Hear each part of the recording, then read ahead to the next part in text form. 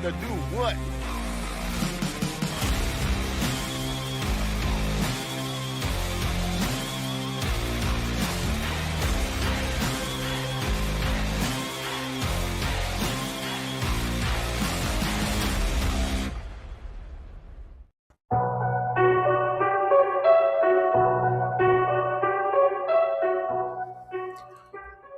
We are WrestleMania bound. The road to WrestleMania is getting a little bit more clear. But of course, the first step was the Royal Rumble, and this is your HSP Royal Rumble post show. I'm Jeff Martin alongside with the trendsetter Brian Berger here on the Give a Shot Network. If you can't watch us, listen to us on all podcast platforms, as this podcast will be available in podcast platforms all across your podcast land, where all podcasts are available. I am Jeff Martin alongside with my tag team partner, the Trendsetter. And this is your favorite time of year, man. What is going on, dude? This is now our reaction to the Royal Rumble. What's up, dude? How you doing, man? And thank you for being on the Give a Shot Network. Oh, and we are brought to you by Bucked Up Energy. HSP and Bucked Up are the ultimate tag team. Make sure you check out our special offers and check out the link below to get special features from Bucked Up. HSP and the HSP and Bucked Up is your ultimate go-to place. Can't have a better tag team partner than Bucked Up Energy. This is going to be, without a doubt, a show where we kind of talk about wrestling. Well, we will talk about WrestleMania, but just talk about everything that's going on. That's going on, that's going to lead to that. We'll have our predictions of what's going to happen, and we'll discuss all that. But again, Bucked Up Energy, make sure you save 20% off with the Jersey Wrecking Crew. HSP1 is your code. So we came off our preview show. We're going to go over some of the stuff that we got wrong and some of the stuff we got right. But, I kind of want to say that we took a shot, just like some people do, but didn't hit a home run. But a lot of fun having our guest, Todd Collins, on the show. But remember, Bucked Up and High Spot podcast now have the ultimate team. Trendsetter, your reaction to this show. Again, listen, I'm not going to go against the grain. I'm going to go against the grain with the IWC, man, because they just crap on everything, and I'm not about that, dude. I was entertained. I was excited for the start of it. And listen, this is going to be a show where we're just going to be objective, and we're not going to cater to the IWC. It's just all negativity. So I'm going to go about this the way I saw it, and not going to cater to anybody, Trendsetter, because I enjoyed the show. How about you? Listen, man, it's hard for me to talk about it now since the thing doesn't happen here. But listen, in terms of a show, the quality, I mean, I'm not going to stand here and say it was a home run, but I did want to take more positives out of this than I normally do with events that I take negatives out of. So from what we discussed when we did our preview show to like now at the end results, yeah, I do see the internet wrestling community being upset because they wanted these surprises. They're waiting for returns and things of that nature. And I'm not going to lie, so was I. I was expecting something to happen, certain people to return, some people to be there, or maybe as people talk about legends coming back for a short period of time. But listen, this is another thing we've discussed several times before. This roster is so packed right now, especially from the women's side, that you don't need that anymore now. And I think sometimes we take that for granted because WrestleMania, or the road to WrestleMania, which is now my holiday season that's starting, Royal Rumble is a setup to that and is a great way to introduce past talent, whether it's for that moment or continuation through the WrestleMania season. But in this scenario, too, I think we're in the day and age where that's just not necessary anymore. I mean, will we be appreciative if it happens? Great. But if not, that doesn't make or break the event. So that's probably my biggest gripe sometimes, where people look at that and say, oh, well, this person didn't return, or there was rumors that person was going to come back. You kind of had that to a certain extent, but not to the majority that we're used to seeing before in the past. And again, that doesn't make it a bad event. And again, people are going to complain about the crowd in terms of they thought there were empty seats in the building. I mean, that's not one for us to judge in terms of was it a success or not, at least in my opinion, though. But listen, man, this Royal Rumble was probably, compared to last year, I didn't really know where they were going here.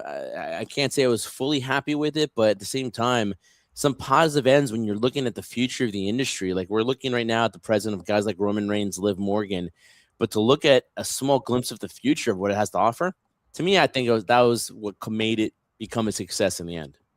So I think the best way to do this is obviously the talk, the anticipation about the men's Royal Rumble match. And I want to talk about the crowd a little bit because I will say this: you can critique it and not be negative about it. So yeah, definitely, the stadium, as we talked about on the previous show, it was a pop-up stadium. 35,000. They said about 25,000 were going to be on hand. So this is built within 30-35 days. It was a parking lot before, like Michael Cole said. And listen, kudos to building that on time. It is amazing what all that money can do. That and what they've done. Obviously, they're going to get criticized for anything you touch, anything you see a sneeze, you get criticized. So that that's one thing. Now, supposedly that the tickets are very cheap in Saudi Arabia, and by the time this ended, it was about 2 in the morning. So it is pretty late. The time difference and everything is a detriment here. Well, not here; it's over there. So they're popping fireworks afterwards. But as far as the lighting and everything, we kind of thought it was empty. They had the same issue on SmackDown that it looked like there were nobody in the seats, and I think there were nobody in the seats just because they said it was a late arriving crowd. Hey, maybe the feeling was for SmackDown as I'll wait till the Rumble to watch it, but the pricing was not an issue for the tickets here. So whether it's the lights from the seats that kind of made it look empty, there were different. The fight was whether it was the seats were filled, whether the lights were an issue. We had fans taking images from the arena saying that it was sold out. Listen, who knows? You guys want to fight about stuff like that? That's up to you guys. We have people there, poking shots at WWE, saying, "Oh, all this for empty seats and all that." Whatever. They're the ones that are laughing to the bank. So if you want to take your time and troll them, go right ahead. But yes, to me, it looked on occasion, well, maybe a lot when they were panning in there, the seats or whatever the lighting made the arena look empty. And to me, that's one thing though. When you go back, you're gonna remember the seats because everything's on video and everything. So when you go back to these moments, some of these moments, you're gonna see there's a lot of empty seats. For the visual aspect, transmitter, not a good look. Not a good look though, but I feel it doesn't take away from the event. Now, listen, in terms of crowd reaction and enthusiasm, there's certain moments in the event that you're thinking, you thought they're going to react the way they did, or certain spots that were missed that you thought, oh, that would have been my anticipation that the crowd's going to go crazy or boo or react in some way, and it didn't necessarily happen. But I'm not going to put blame on that in terms of the empty seats, saying that, oh, well, it was supposed to be a sellout. Listen, it's a 4 match card. We've discussed this several times before on the show that W's jacking up ticket prices. People aren't going to the event. In this scenario, you can't control how many people are showing up in Saudi Arabia to the event. Compared to what they did initially when they first started the ever first event in Saudi Arabia to where they are now, leaps and bounds in terms of impressive, in terms of attendance. But again, you're not going to accept mediocrity when you're used to a visual of seeing, you want to see the place packed completely like a WrestleMania. They're trying. I feel like it's getting there to a certain degree. I mean, now again, if we're going to talk about aesthetically pleasing, if by next year's WrestleMania in Saudi is going to be the same thing, and we're going to have empty seats, then we could say, listen, there are certain scenarios where you can have visuals that don't look so good. You can't afford to have that for WrestleMania because it's just going to look bad from a visual standpoint. But at the end of the day, the product in the ring, the product of the stories that they're presenting, as we now look towards Elimination Chamber, to me, that's what was successful, which made it an overlook for me in terms of how many people were in the crowd at all. So the issue too is again, if these people are fighting to host a WrestleMania, then show us that you want it that badly. Yes, you're willing to invest in it, but we're the fans. That's all So the proof they need, though, Jeff. The money. That's all they need. That's the proof in terms of investment. In terms of how many people show up to the building, I think that's another discussion.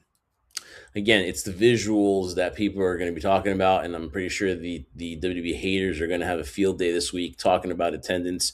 And again, some people say, hey, they have the money. That's all that matters. And there'll be people that are angry that WrestleMania is going to be in Saudi Arabia next year, and they can't get fans into SmackDown and the Royal Rumble. Whatever the visual was, whatever you want to take on it, they're laughing all the way to the money. They built the stadium in 35 days. What could be the issue with the Saudi fans not showing up if the attendance was? I know they didn't talk about it a lot, and they're not going to in the post show.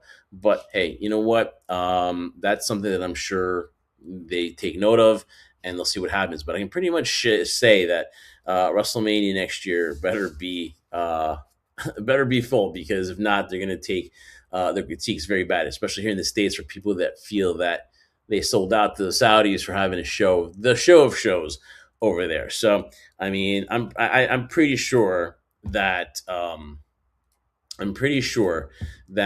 is going to hear it this week. So they're going to have to take it. So they're the ones that Very want. good reaction for people too about the event Yes. too, Jeff. All right. So yeah. So More than what happy can I about say? it. You know, I hear. There we go. Read them out, trendsetter. All right, so we got David Higgins, 1514 said show was crap. They have zero stories or feuds that are interesting anymore. Well, the thing I would ask about that, David, it's like, okay, they have zero stories right now, but does Roman Reigns, the potential of a Roman Reigns CM Punk, does that interest you, or is it more that the stories for the Rumble itself? Because I think the focus point of the Rumble was just the fact of the two Royal Rumble matches. You had AJ Styles' retirement, and they had the WWE Undisputed Championship on the line too, which I can get. That was kind of feels like it was put together last minute, but yeah, like I said, I don't think these matches were to go home about in terms of home runs, but I think of the story that David and the people were alluding to in terms of it being mid and not really a good event. Those were the focal points. You have your setup now for Liv Morgan. I know a lot of people are going to be up and down over Liv Morgan win the Royal Rumble, but you're using a Roche as a runner up. Her having the momentum she had, and then she got injured, and then gaining back that momentum, leading into WrestleMania, and Roman Reigns, the Tribal Chief, coming back to main event WrestleMania once again. And what's more interesting now, CM Punk or Drew McIntyre? Yeah, I mean, as far as storylines, I mean, look, you have one in the Rumble with what's going to happen with Liv and Raquel Rodriguez. That's going to be interesting to see. Um, there's also you talk about the youth that was in there. There was a lot of youth. They're moving on towards certain people. Um, it's time for these new people to shine. It is kind of a new era, which Triple H was discussing the beginning of 2026, and you started to see it. You started to see a little bit of that. It's crazy to say Charlotte and Becky Lynch, when they met in the ring, you're talking about, man, it's Becky and Charlotte. But when you take a look at the Lola Vices of the world, the Kalani Jordans, the Jordan Grace, and you talk about all these people that were there, you're like, wow. It was the women's division is stacked. So we're gonna get to that. We're gonna talk about how good the show was, but already people, again, they're not liking these. You're interested in the cards or the storylines that are going to proceed after this. But let's talk about just this event in general, trendsetter. So obviously 2 p.m. start here on the East Coast, which is great for us. I love getting these pay-per-views out of the way, but it's been a whole Saturday that we've been here covering the Royal Rumble. So we'll start with the Women's Royal Rumble match, and excited for it because, again, though, is a lot of people thinking Rhea Ripley was had a claim to get the rightful spot to go to WrestleMania. Io Sky was there too. A Becky Lynch going in there. Maybe her and Becky would mix it up. So a little wide open door for me in this one, which is kind of unpredictable. But in the end, Liv wins it. But it started off with Charlotte and Alexa, trendsetter, and they went on the storyline of their friendship and testing it. They teased it. Hey, listen, we'll just wait till the next entrant comes in and let's not fight. And they were kind of doing these, reversals of moves and everything. And that was interesting to me. I mean, I thought Charlotte was definitely looking at the sign, and she was like, we're going to put our friendship to the side. Doesn't mean anything. Every woman for herself. And we didn't get that. We got them working as a team for a little bit. And I like that dynamic of Charlotte Flair and Alexa, which could open up possibly a feud with them. But I think that they'll still remain a tag team. I'll find a way that Charlotte apologizes, because I see them more as a tag team heading into WrestleMania than going their individual way. What do you think of that? Well, listen, what I say about that is that, yes, I still feel there'll be a tag team going into WrestleMania. They're already planting the seeds of there going to be a possible turn. Now, usually, sometimes that's the case, and you're expecting something to happen. I think right now, Charlotte has been used so much as a heel That's easy to boo, it's easy to hate her, but this whole version of a babyface is something new. We haven't seen really a lot of Charlotte. She's had glimpses of this in her career, hasn't been really good. I think her being with Alexa does nothing but help Charlotte more than anything. And if anybody is going to turn on anybody, it looks more like it's going to be Alexa Bliss. But similar to what I said about Rhea Ripley and Neo Sky, Jeff, I think right now, unfortunately, when you run through the good problem, I guess it's to have that you have so much great talent, especially figures like Charlotte Flair, Alexa Bliss, Rhea Ripley, Io Sky. You automatically think, as I name those names, got to be in the title picture, got to be in the title picture. But we are going through a different era nowadays where like we kind of, or at least Triple H and creative are putting different people in that position. I mean, nobody expected Stephanie Valkyrie to be in the situation she's in terms of the huge momentum she had when she first debuted at NXT, and she skyrocketed to the main roster as the women's world champion. So I think right now the best thing you can kind of do, as much as you're planting seeds of betrayal here and it's going to break up, to me it'd be a detriment right now, especially trying to make the women's division so important in terms of the tag team roster. You got to keep them together right now, because if you do go their separate ways, of course they can feud amongst themselves, and the same thing can happen with Rhea and Io Sky. But what good does that do? Because eventually that'll come to an end, 2, 3 matches, whatever. You can create a longer storyline if you want with that. But eventually, them being paired together brings importance to the women's tag team division. And when they're all separated, then it's like, all right, who's out of the title reign? And then who's going to be left in my opinion, purgatory, where they're not going to be able to do anything with that talent. Nia Jax, Ivy Nile, Kiana James. So let's go 3, 4, 5. Kiana James, Nia Jax, and then Ivy Nile. So you talk about that. Nia Jax, of course, is going to be in her dominant situation there, where she's in there to, look strong, and then also take a bunch of these, do that multiple people trying to eliminate you from the match as well. So I mean, any issues with those three? And I'm going to say Kiana James, in fact, to me, was definitely someone that opened my eyes, because she's shown it since she's returned back from injury and being with Julia. She's kind of also taken some of the spotlight a little bit from Julia, because her in ring work has been superior, has been like just on a superior level, just on a outstanding level, and she really shined for me today. Listen, there's a reason why they brought her up prior to her getting injured. She had talent, and she showcased it in NXT. Unfortunately, due to her injury, we didn't see that. You're right. Her being paired with Julia is just an odd pairing. I just don't see it working. I mean, I could use your point where it seems she's taking some of the shine off of Julia, but you know what? If that's the case, that means Julia isn't a strong enough character right now, or at least the way they're positioning her to be that. They try to make her as an important character, but right now it's just not showcasing on television or on the camera.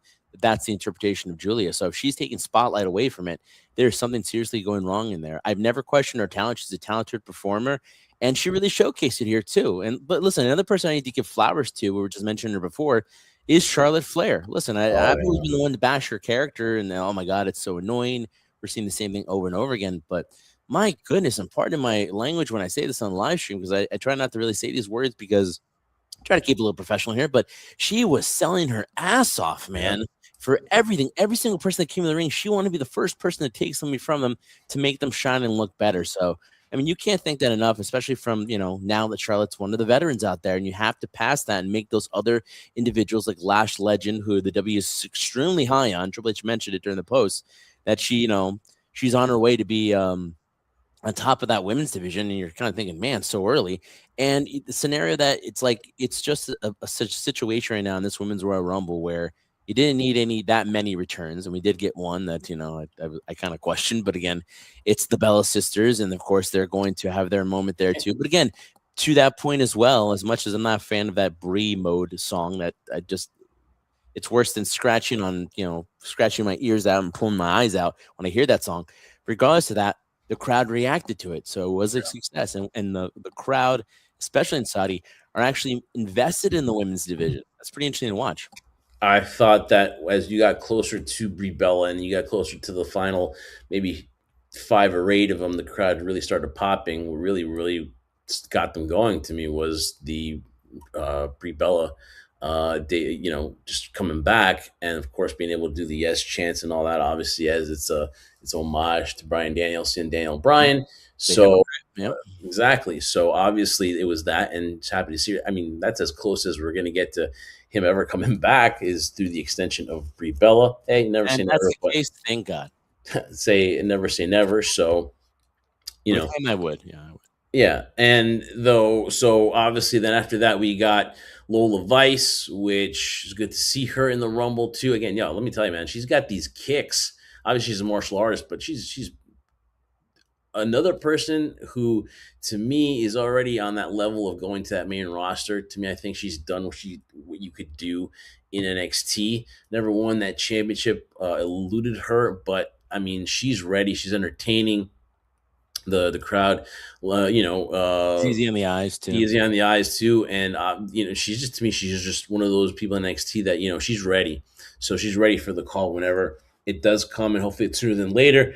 But she's somebody again that obviously, who why would you not want her to be in the Royal Rumble? I don't understand. It's the youth movement. It's the next generation of up and comers. So obviously now no problem with Lola Vice. Candice LeRae again, obviously again a veteran. I have no issue with Candice LeRae being in there. Who's she taking a spot from?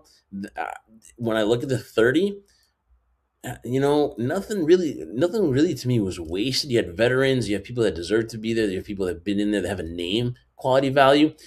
So right now, so far, I didn't have a problem with the woman in the match. So like I said, it was Lola Vice, Candice LeRae, and Jordan Grace. Jordan Grace had another good showing too. I thought she'd go a little bit further though, trendsetter. I thought she'd definitely be at least in the last 5 or 6, but got eliminated early, so that didn't happen. But any issues so far with the first 8? No, I mean I can't get to, and you know me, I love to complain more than anything about these types of things myself. I'm looking for the issue there, but listen, it's just like we talked about in the beginning of this, man. It's just another new version of what we're going to see. We're so used to seeing returns from past legends like Trish Stratus, Michelle McCool, Alita as examples, and you're like, oh my goodness, it's good to see them come back again.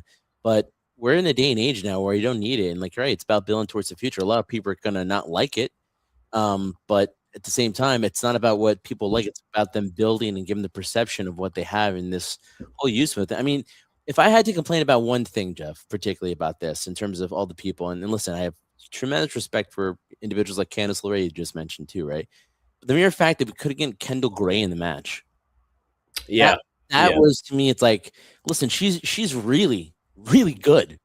Not only she's drop dead gorgeous, in my opinion, she's really good in the ring. So if we're gonna elevate the young talent, I understand she's an evolved, but still, you've had her on NXT television. She's done a great job when she's been in those positions.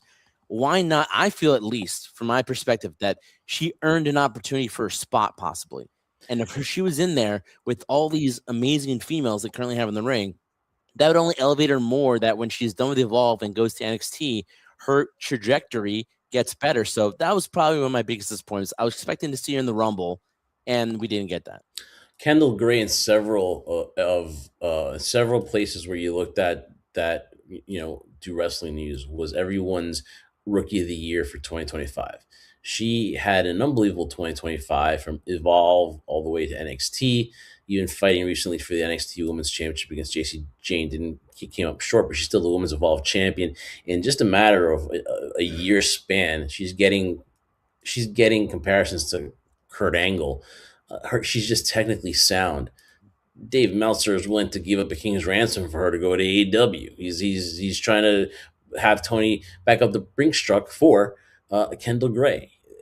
She's she's opened a lot of eyes, and I would have thought too. I agree with you that this would have been a great time for Kendall Gray to be involved in the Women's Royal Rumble. I can't tell you who to take out because it would be an insult to whoever was in this. Because I look at it as it is, you know, yes, you can be disappointed, but you can't be upset. But someone like Kendall Gray definitely deserved an opportunity here at the Royal Rumble. And of course, they're going to say, hey, but if she deserved it, then who didn't?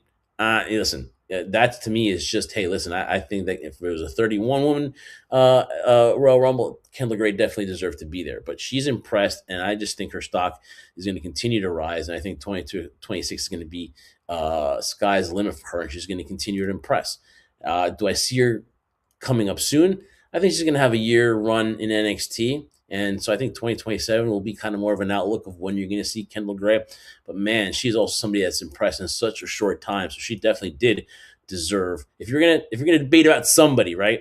Yeah. Kendall Gray was definitely the first person on your list of who should have been in the women's Royal Rumble match. All right, Speaking of that, real quick, just sorry, I have to give my flowers. Now you mentioned the winner before, but Liv Morgan, I have to say congratulations, representing New Jersey. She did an amazing job, Jeff. For somebody who, at the same time, we've talked about it countless times before, didn't have a chance or an opportunity and looked as going to be a one and done with Rhea Ripley coming back and took that ball and then just scored a touchdown, scored multiple touchdowns over and over again. Finally, enough of the bridesmaid. Now, finally, the bride heading to WrestleMania. Well, you got a little ahead of me there because obviously we're All going right. to talk about Liv Morgan too and give her flowers because she's done nothing but deserve them for the I last couple of couldn't wait. years. I was just impatient, Yeah, man. I know. It was She just, looked amazing, Jeff, and what she was wearing, man. most definitely did. All right, trendsetter. Let's try to calm you down for a little bit here because we will get to Liv Morgan shortly. So we got I was Becky Lynch. talk about Stephanie, Julia, all the. I can have my moment with Liv Morgan.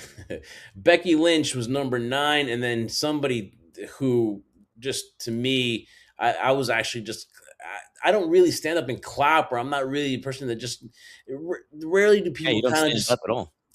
people that just kind of like leave me like just like floored. This person left me floored. Sol Ruka at number 10 was Yeah. amazing, tremendous. Was in the final 4 of this event. And again, she's another one that's like, man, she's ready. She's ready. She's toiling right now in NXT. You kind of have her in this thing with Zarya, where like, all right, let's just break up this tag team and let's have that one-on-one match already too, because that's where it's going eventually. We're heading there, but it should have been done already. But talk about somebody that's ready. Kendall Gray looks like she's ready for the Royal Rumble, but this woman is ready to go to the main roster, and that's Sol Ruka. Thoroughly impressed by Sol Ruka and what she can do when she makes it to the main roster. She is going to be somebody that's going to just be amazing. Listen, man, in terms of her as a performer and what she's done during her stint in NXT, and then listen, as much as people want this whole thing between her and Zarya to be over, I think it was this particular thing that showcased her more, where it allowed more eyes on her. Which again, she's easy on the eyes as well to showcase her talent. She is an amazing performer. She's probably the world's worst friend. If you ask Zarya, and I kind of agree and I feel for Zarya because, like, come on, she's abandoning her so-called friend because now she's achieving success individually. To me, that's utterly selfish. And knowing you, Jeff, I know you're with that. But at the same time, I mean, seriously though, like she's going to the top. I mean, listen, it's a lonely road. It's a lonely road to the top, my I'm friend. being serious though. I'm calling it like it is. She's a horrible friend, but an amazing talent. There's no question in my mind, dude. You're right, main roster. But again, isn't this the kind of issue you wish you're in WWE right now with this women's roster? You wish you had this issue of like, can I find a spot for us? No doubt, her talent right now is unquestionably like, there really doesn't seem to be a ceiling on her because every time WWE gives her an opportunity, she knocks it out of the park. So yeah, she is ready for the main roster, in my opinion. Definitely look for somebody to be on that roster when they do call ups after WrestleMania. This is somebody that I think, if not then, most likely by WrestleMania, so just a few more months away. By the summertime, I could see that as well. But 2026 is the year that we'll see her on the main roster, I would say. And Roxanne Perez did not have the same showing as she did last year. Kind of fell into that, uh, you know, that and not too many minutes in the Rumble match itself. So this is somebody too again that whatever happens with the Judgment Day, whatever the future holds for them, whether they stay together, they disperse, is somebody who again maybe towards around the summertime, maybe towards the fall is going to find her own way. She's obviously good in the ring. There's a reason why they call her the prodigy, but again did not have the same showing that she did last year at WrestleMania. Maxine Dupree at 12. Natty, I'm so happy for Natty. Maybe I'm not a big fan of the storyline with her and Maxine, but definitely you got to see a different Natty today. You got to see the one that she's been sporting through the middle part of last year to now. This Natty Neidhart to me was just more aggressive, and it showed. And she had a great interaction with Rhea Ripley. So looking forward to see Natty. If anyone deserves it, it's her. She has respect to the locker room, and a big fan of this version of Natty. Obviously, she kind of had a lot of people talking with her image of her saying goodbye to Natalia. And listen, I'm very happy to see what happens with her. If anyone again deserves it, it's her. Natty, this new version looked good to me. Yeah, listen, evolution's part of the game, right? And you can Yeah. only do something for so much. And Natalia or Natty now, as they call her, has been part of this, this machine WWE for the longest time, has been part of the industry for so long. People forget how long she's invested her career and life into this. So for her to kind of reinvent herself into this new character, great for her, man.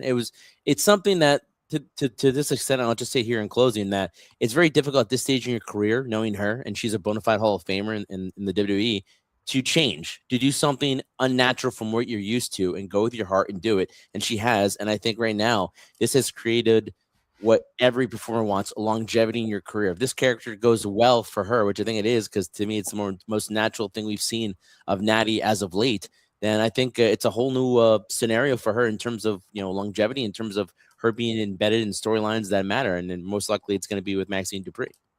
At 14, 15, and 16 was Liv Morgan. There you go, Liv Morgan, Lash Legend, and Zelina Vega. So out of this, very impressed with Liv Morgan. She ended up winning the Rumble, but again, it's been a year and a half to 2 years now of just this other side of Liv Morgan. She was asked about this on the post show, like what did it for you? What turned on that light bulb for you to be this person that you always thought was there? And she just ended up getting it. But we got more in depth on it and talking about her injury and how for her it was kind of a blessing in disguise because that just gave her a reason, gave her a storyline with Rhea, which we were all involved. We're all heavily invested in too, and also to the storyline. The storyline made sense. We were all riveted. We wanted to see what was going on with Dirty Dom and getting Rhea Ripley there, and the little love triangle with Liv Morgan, which culminated at SummerSlam. And now her and Dominic and just all that stuff is great. They just have this chemistry, and Liv just again killed it. And we'll get to the finish with this one, but again, Liv, you can't say she didn't deserve this. You really can't do that. If you say it's same old shit, then I don't know what you're talking about because this is somebody that you really can't put to the corner. This is somebody that needs to have a major role at WrestleMania. She's deserved it. She's done it. And now, obviously, she's going to go to Mania. We'll get to the finish in just a little bit because that was a really great finish. Another one, too, Lash Legend uh impressed like crazy. Everyone was talking, oh, she's done nothing but be Nia Jax's tag team partner. Oh, all she has is the power, the brute strength, and that's about it. And then you get this where you see her eliminate Charlotte Flair, does everyone a favor, eliminates the Bella Twins, right? This woman to me today was her breakout. A lot of people questioned her being in the War Games match, but today she proved that she belongs on the main roster, and she is somebody that Triple H seems high on, everybody in the company seems high on, and did not disappoint today. She was she did a lot of things to open a lot of eyes. This was to me was her breakout, Trend Center. I don't know when necessarily call it her breakout. I think it's clear to see that the company thinks very highly of her, the position she's been in. She was in the War Games match, lying herself with Nia Jax. This one was an eye opener. I wouldn't say it's her coming out party, but an eye opener to see, oh, wow, look at not only how the company has confidence in her, but look at terms of how she's able to work with certain amount of talent. I mean, she's been limited at best in NXT, so we didn't know what we were getting. And quite honestly, I don't think we still know what we're getting with Lash. All we know is that she has a look about her, a presence about her. She definitely doesn't lack confidence, whether that's, just being produced while it's on the camera or it's in the back as well. But, going back to somebody like Liv Morgan, when you said like, she deserves it, to me, Liv has earned this. And there's certain moments and maybe this is true of Lash Legend as we progress further in her career, during WrestleMania and what happens after WrestleMania as well, in terms of what she's going to be doing during that time.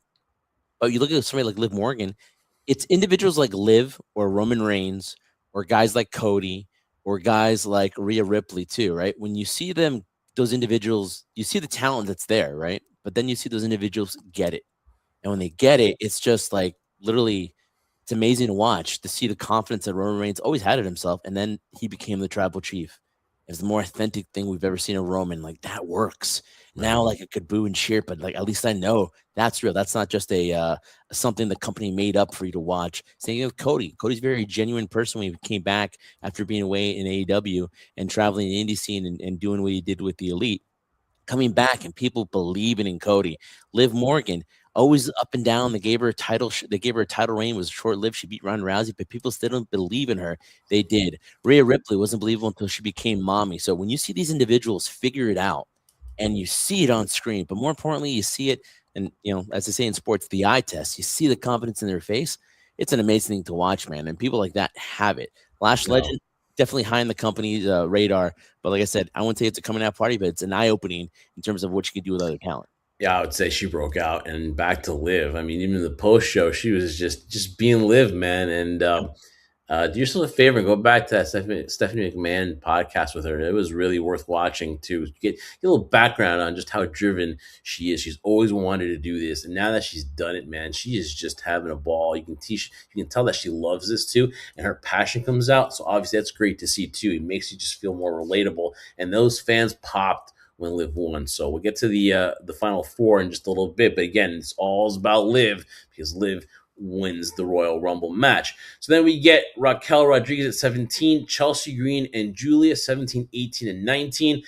You talk about somebody else that has opened a lot of eyes. That's Raquel Rodriguez, man. For her to be involved that deep into the Royal Rumble match, to be part of not the let's just say last year, she'd be the first person to Judgment Day to be eliminated. This year, she stayed in with Liv, and they did their damage. And that face off between her and Lash, though, where Raquel was not backing down, and you got to see her power. Ever since Kevin Nash either helped her and told, "Hey, just be you, wrestle big," and she's done it, and she's taking that, and she's just got it. That light bulbs went off on Raquel Rodriguez. She gets the street fight for the women's championship coming up in Philly against Stephanie Vecchia.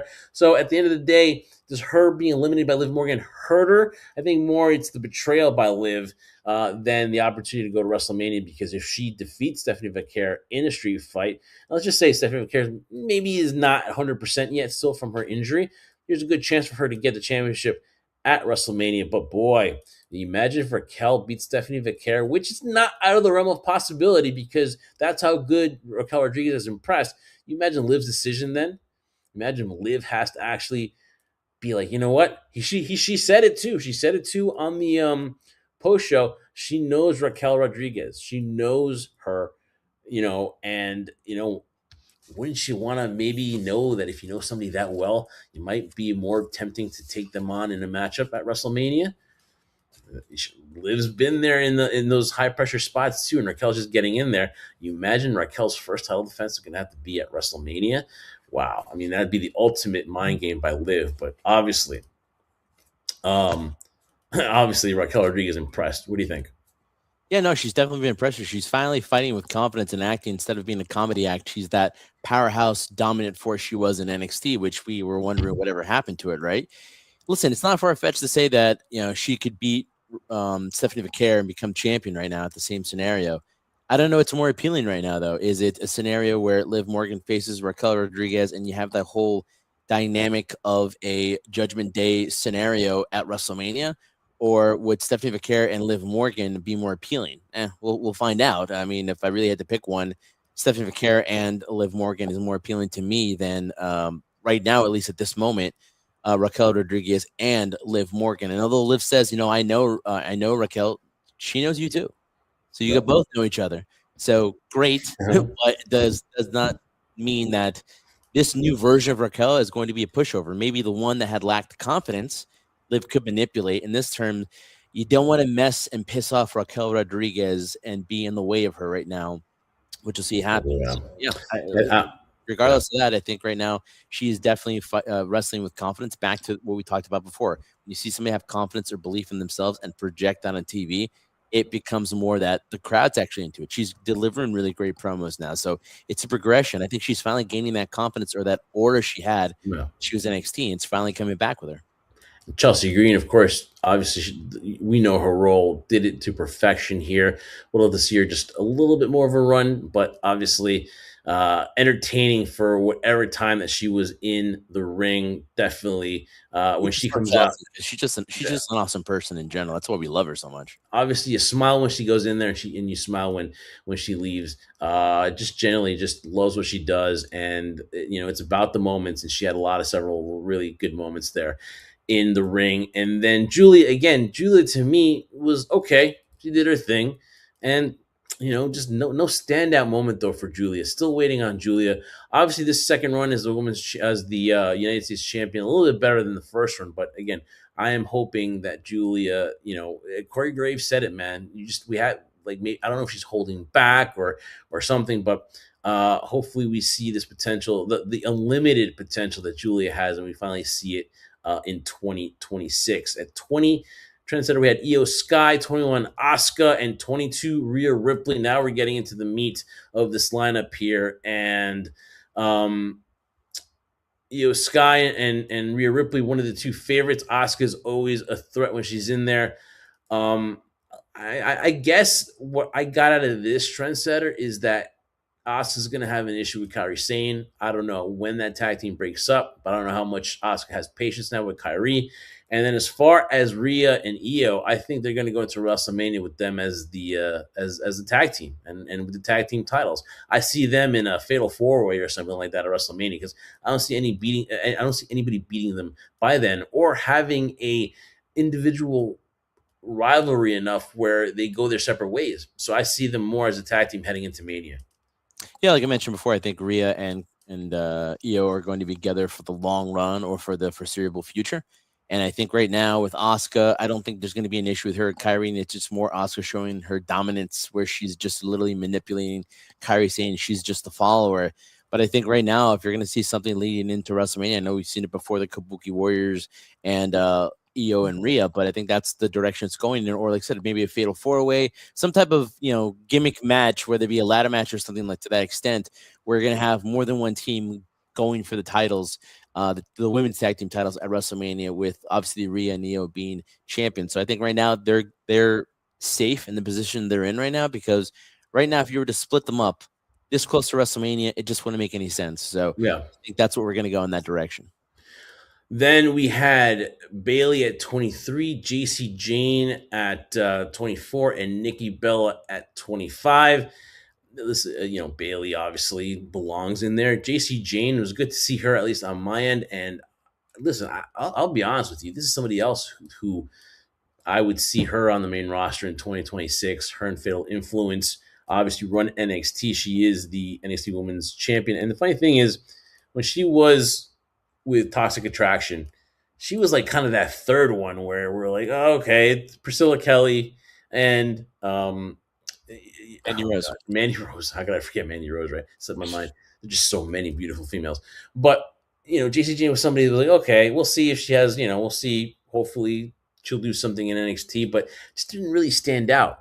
But ever since she's taken the helm of Fatal Influence, and it's just been like the light went on. And I'm more high on her, I think, because just me and talking to you in the dialogue, you seem kind of like a little bit not as high on JC Jane, but I am all in on JC Jane too. She just, to me, has just found it. She's like she got it, and she's been doing her thing in NXT, former TNA Knockouts champion as well. So this woman has gotten a lot of accolades the past year, and she's another one now that seems to be deserving of a main roster call up soon. And it's glad to see her at the Rumble. Listen, you can like her all you want. I mean, to me, I'm just staying with my opinion in terms that I'm not going to take away from her in-ring ability. She's definitely done a tremendous job of going from where she started, which, honestly, she couldn't, work her way out of a paper box or a paper bag. I'm sorry. That's how, listen, I'm being honest, how bad it was from a fan's perspective. Now, again, I don't know, and I'm not going to question the amount of work that she's put in to get better, but just from a visual standpoint, it did not look good, which is why you refer to her as a third wheel, or one of the unlikely ones to have progressed within that group, right? And she did, and she's worked really hard and has done a great job of being that one person you just wish, oh, I can't stand her, I want her to lose. Hey, Yeah. she's been victorious in that because she's allowed the crowd to feel a certain sense about her of just being completely disgusted with her and wanting her to lose, right? A lot of people thought she was to be a transitional champion when she defeated Stephanie Vaquer, and thinking, okay, they're just moving on to the next person. She has proven that wrong. So again, I'm not taking that away from her. I'm not saying she didn't deserve to be in the Royal Rumble. She's earned it in terms of the work she's done. But in terms of her stories in NXT, to take that a spot from, let's say, a Kendall Gray, if I had to pick the two, I'm sorry, Kendall Gray is winning that position over JC Jane right now. The only thing I have with JC Jane right now is that her in-ring ability has gotten better. Her character standpoint has gotten to a certain point, but to me, it just feels mediocre. It's like I've seen this before. Give me something different instead of the classic Mean Girls type of thing. That's the only thing I'm saying. I'm not saying she's not talented. I'm not saying she's not deserving because she's worked really hard to get herself to the position to have a spot the Rumble. I just want to see something different from her. So my frustration comes more from I'm tired of this Mean Girls thing. Give me another level. Give me another shade of color in terms of this, because if you're coming in with that, I've seen it before. Everyone has to be uniquely different to a certain degree, and that's just my gripe with her too. But not taking nothing away from her improvement this year and compared to what she's done. And like I said, I wasn't a fan of it, but I'm not going to take it away from her. At 26, we got Lyra Valkyria. We got Kalani Jordan from NXT at 27, and Kairi Sane at 28. We got the return of Brie Bella, trendsetter, and that is when the crowd went crazy. I know there's a lot of people. I know I was maybe one of them where I heard Brie mode, and I was like, ugh, and I threw my papers away like a crazy meme. But you know what? Shame on me, and I got egg on my face because she had the biggest pop. Now, whether it was because of Daniel Bryan, everybody wanted to say yes, and was used to say yes, maybe, but she's back. She's with her sister. They had their moment, her and Nikki, where I could see them now going for those tag team titles. I know to the chagrin of a lot of people that just don't like the Bellas at all. They're going to be in the tag team title picture. I could see, again, I see this as a multiple fatal four way, perhaps, where they're involved in the tag team division and they go for those tag team titles, perhaps at WrestleMania. It would be a nice, maybe a final match for Brie, not knowing how long she's going to be there, but she will be probably there through WrestleMania. But I see her and Nikki kind of, and it's funny because now if they get back together, Nikki's back to being a face. I would say so because the fans had a great moment with Brie. So I don't see why they would break up Nikki and Brie and not try to bring that tag team, not bring back Twin Magic back. So I see them in the tag team hunt, and I see them going for those tag team titles at WrestleMania. Listen, real quick, just because you come back under an ovation, even though it was shades to Daniel Bryan and Bryan Danielson, it doesn't change the fact that come next week on Raw or come the following Monday, you're not going to get booed for getting heat on people. So I think it's nothing to do with changing Nikki to a face. I think they're both going to be heels going after Oh, the okay. titles.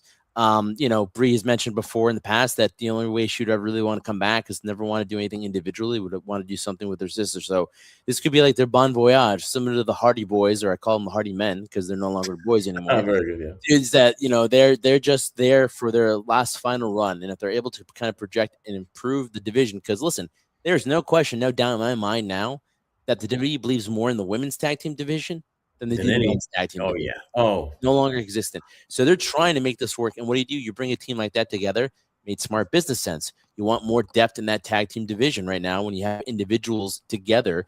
Now, Nikki and Brie have been teamed before. Now going for something could make the tag team titles more important in WrestleMania. So I completely agree with it and makes smart business sense. So as much as I almost regurgitated when I heard the song Brie Mode, listen, I can't blame Brie Bella for being, listen, I can only blame her for one thing. One big mistake she's made in her life is marrying a hypocrite like Daniel Bryan. oh man. But Yeah. Yeah. despite all of that, and listen, you could believe what you want to believe, Jeff, but despite all of that, she has proven herself within this women's division. The only thing I ever regret about the Bella Twins, though, is that they make the claim, and maybe it's their character more than themselves, that they're the ones that started this whole revolution. Now, to me, it's always going to be the four horsewomen, Bailey, Charlotte, Becky, and Sasha Banks, that started this belief that people want to see women's wrestling to what we're seeing now. So to me, that's what was the initial spark that started it. But listen, I can't take anything away from Brie Bella and Nikki Bella in terms of their impact within the women's division and the industry. So for her to come back and now be with her sister, it's kind of like a feel-good story. So I'm happy for them, and I'm happy it's going to improve the women's tag team division, which it looks like what we're going to get towards WrestleMania. Just got stronger with them in the division, and I think that yes, they added to the popularity of women's wrestling at a time where again, it was to give the wrestlers, the female wrestlers, a chance, and they're part of the Divas chance. They were part of it. I don't think that they were the.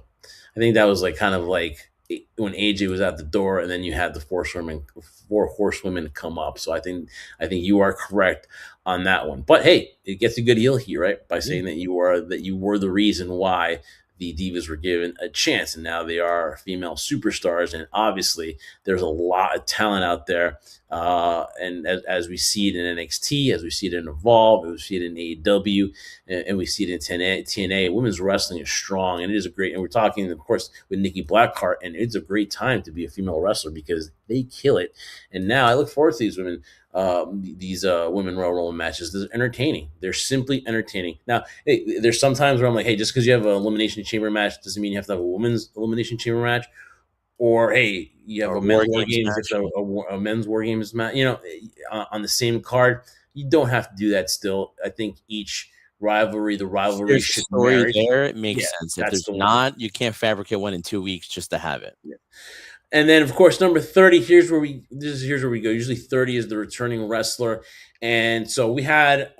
First of all, I'm going to say if there is someone who should be below Kendall Gray, uh, I'm going to say Blake Monroe would have been nice in this spot.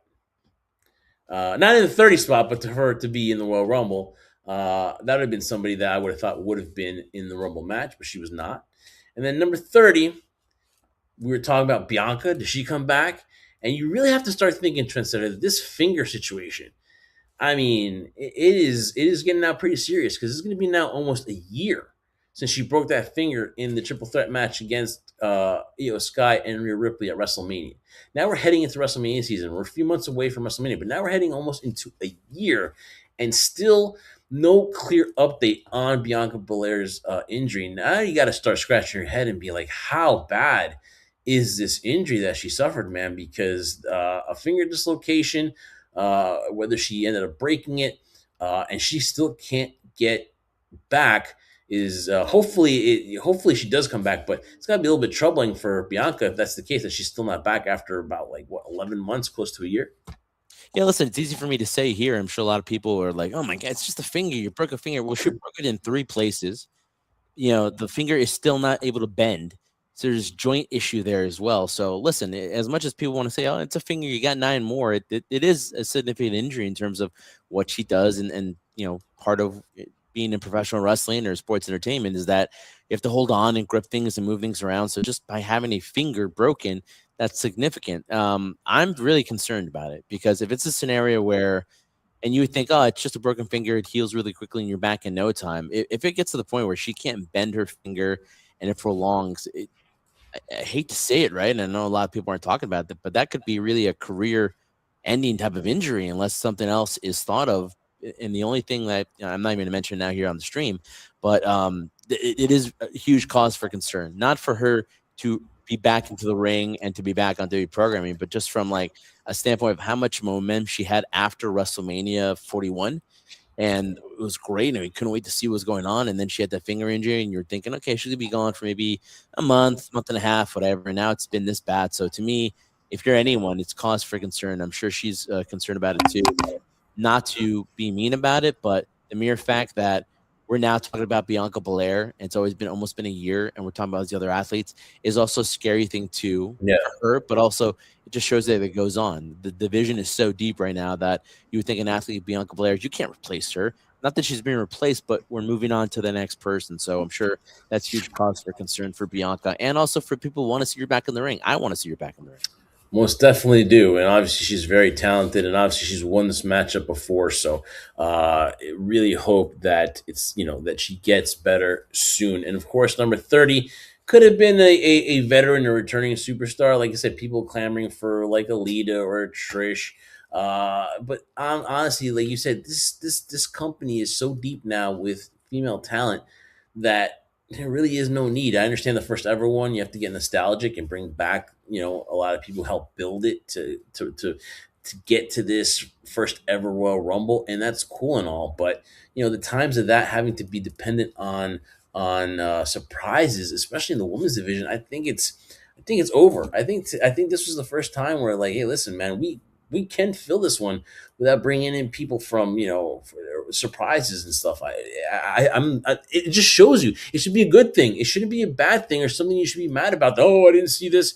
I didn't see Paige, and that's where everyone was thinking that it was going to be Paige. She's going to come home and be number 30. didn't happen. Obviously, she was kind of teasing with those training videos, but it got a lot of people talking. She got a lot of views on her two training videos. But for now, will she ever go back to WWE Trendsetter? I believe that if they really wanted her, she'd be back now. And I think something is they're hesitating. I keep saying if AEW cleared her and she had simple matches and just matches to get through, but nothing too crazy, would WWE's doctors feel comfortable about bringing her back with the severity of her neck injury? Because she left partly because she was never going to get cleared by WWE. Now, unlike Edge and Bryan Danielson, Daniel Bryan, obviously they got cleared and they were able to come back and. Whether it was neck or head injuries, they were able to come back and get a clean bill of health. I don't know if Paige should get it here in the WWE. Do you think we ever see Paige come back? Yes, I do. No. And just for the fact that you're like, well, it's been this long and WWE hasn't done anything. Well, that's a two-way street, Jeff. It could be that the WWE has nothing for her, or it's just not. She doesn't feel it's the right time to do it yet. Too, knowing that we're so close to WrestleMania, that's not saying she can't be cleared, because I think that was the main point that people were concerned about before she made her debut in AEW, was the fact that they're never going to clear her. AEW cleared her, and it's the same story similar to Edge. Edge had a scenario he was never going to get cleared by WWE to take a bump, and that changed. So we know that those things change from time to time. It's never, you know, I'm a firm believer now more than ever, never say never, especially when it comes to professional wrestling.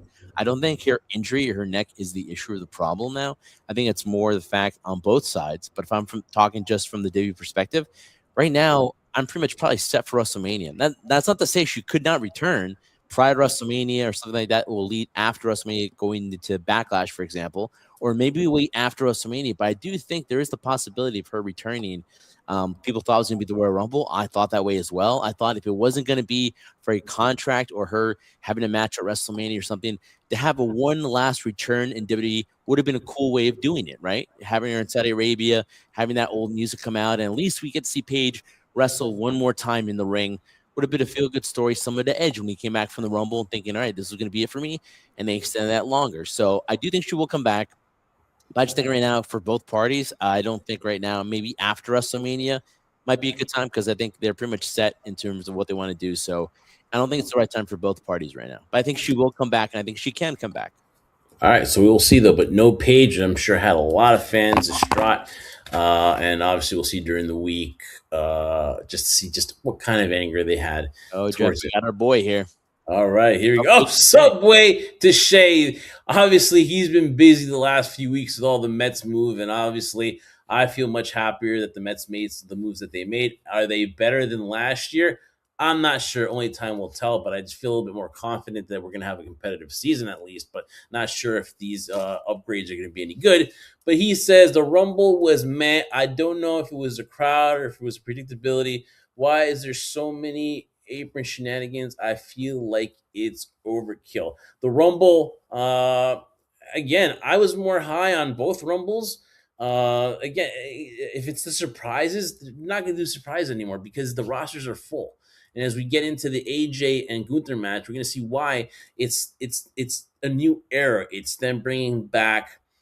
It's not them bringing back. It's them like, okay, AJ's retiring. The door's got to open. If he's really going to retire and wants to, hey, if you can retire at the Rumble 10 years, we're going to set it up. AJ, you're comfortable. It's time to bring in guys like Obafemi in there. They like Trick, all these guys out of the future. And we'll get to that in a little bit. But the final four and the ring apron, we're going to get to that right now. The ring apron shenanigans, I love, especially if you can do it and it doesn't look bad. I like it because, hey, look, it's the Rumble. Um, the dangerous part that if you miss it, you're eliminated. And to have Liv, Soul, and Tiffany as the three, and before that, Tiffany being number 30, she was coming back from an injury, so it was good to see Tiffany Stratton back. She got a pop too, but then to have those final three do that spot, I liked it just because they could do it. They weren't going to mess it up. And Soul, they had enough confidence in Soul being there and doing that spot. She did a great job. She lasted as the third person. And then, of course, Liv Morgan knocks off Tiffany Stratton, and then you get Liv Morgan as the winner. I had no problem with the apron shenanigans. I liked if they can do it, if they can be creative about it, go for it. And I had no problem with the ending. I enjoyed the Rumble match. I did. I did. I enjoyed it. I did not bitch about it or what it was because of the people that had me entertained. Soul was a star. Lash is a star. Uh, Charlotte, you said, sold her ass off. And Becky Lynch eliminated by Natty too, so maybe that leads to a IC title match there. So I have no problem whatsoever with the Rumble match or the outcome because Liv Morgan won. Yeah, when it comes to the Rumble being meh, I could say the same thing about the Mets offseason acquisitions too. That's just me though. It's just David me. Stearns, how you feel about David Stearns? Meh. Yeah, meh. Okay, but no, I love you, bro. Great show, Subway to Shea. Awesome input you guys put in. Even though I'm not a Met fan, no doubt about the question of He's working. got to deal with me. He's got to deal with me as a Great, Mets it's fan a here. great. Well, no, I deal with you every single day. I'm giving respect to somebody who deserves it, Jeff. All right, who's earned my respect. So thank you for that in terms of that message. But no, you're right. I mean, listen, for most people, it's not going to be everyone's cup of tea. But I do agree in terms that, listen, I don't dislike the apron shenanigans, but I must admit it is a little bit of an overkill. It seems like for the last four, like let's look at the Rumble winners. Right, Asuka, she won the Rumble in 2018. The ever first Women's Royal Rumble in 2018, an apron shenanigan. Rhea Ripley, apron shenanigan with Liv Morgan throwing her out of the ring. Liv Morgan here now. So those are just three. I'm sure there are other ones with Charlotte and Becky and stuff like that have happened on the apron. I think it is kind of an overkill. There are other ways of doing it, but for this particular one, the one with Liv and Rhea, where Rhea entered, I believe, number one and eliminated Liv Morgan at the end, giving her like a hurricanrana over the top, over the apron to eliminate her. And this one, I really liked it though. So I thought this one fit the bill in terms of what they're trying to do.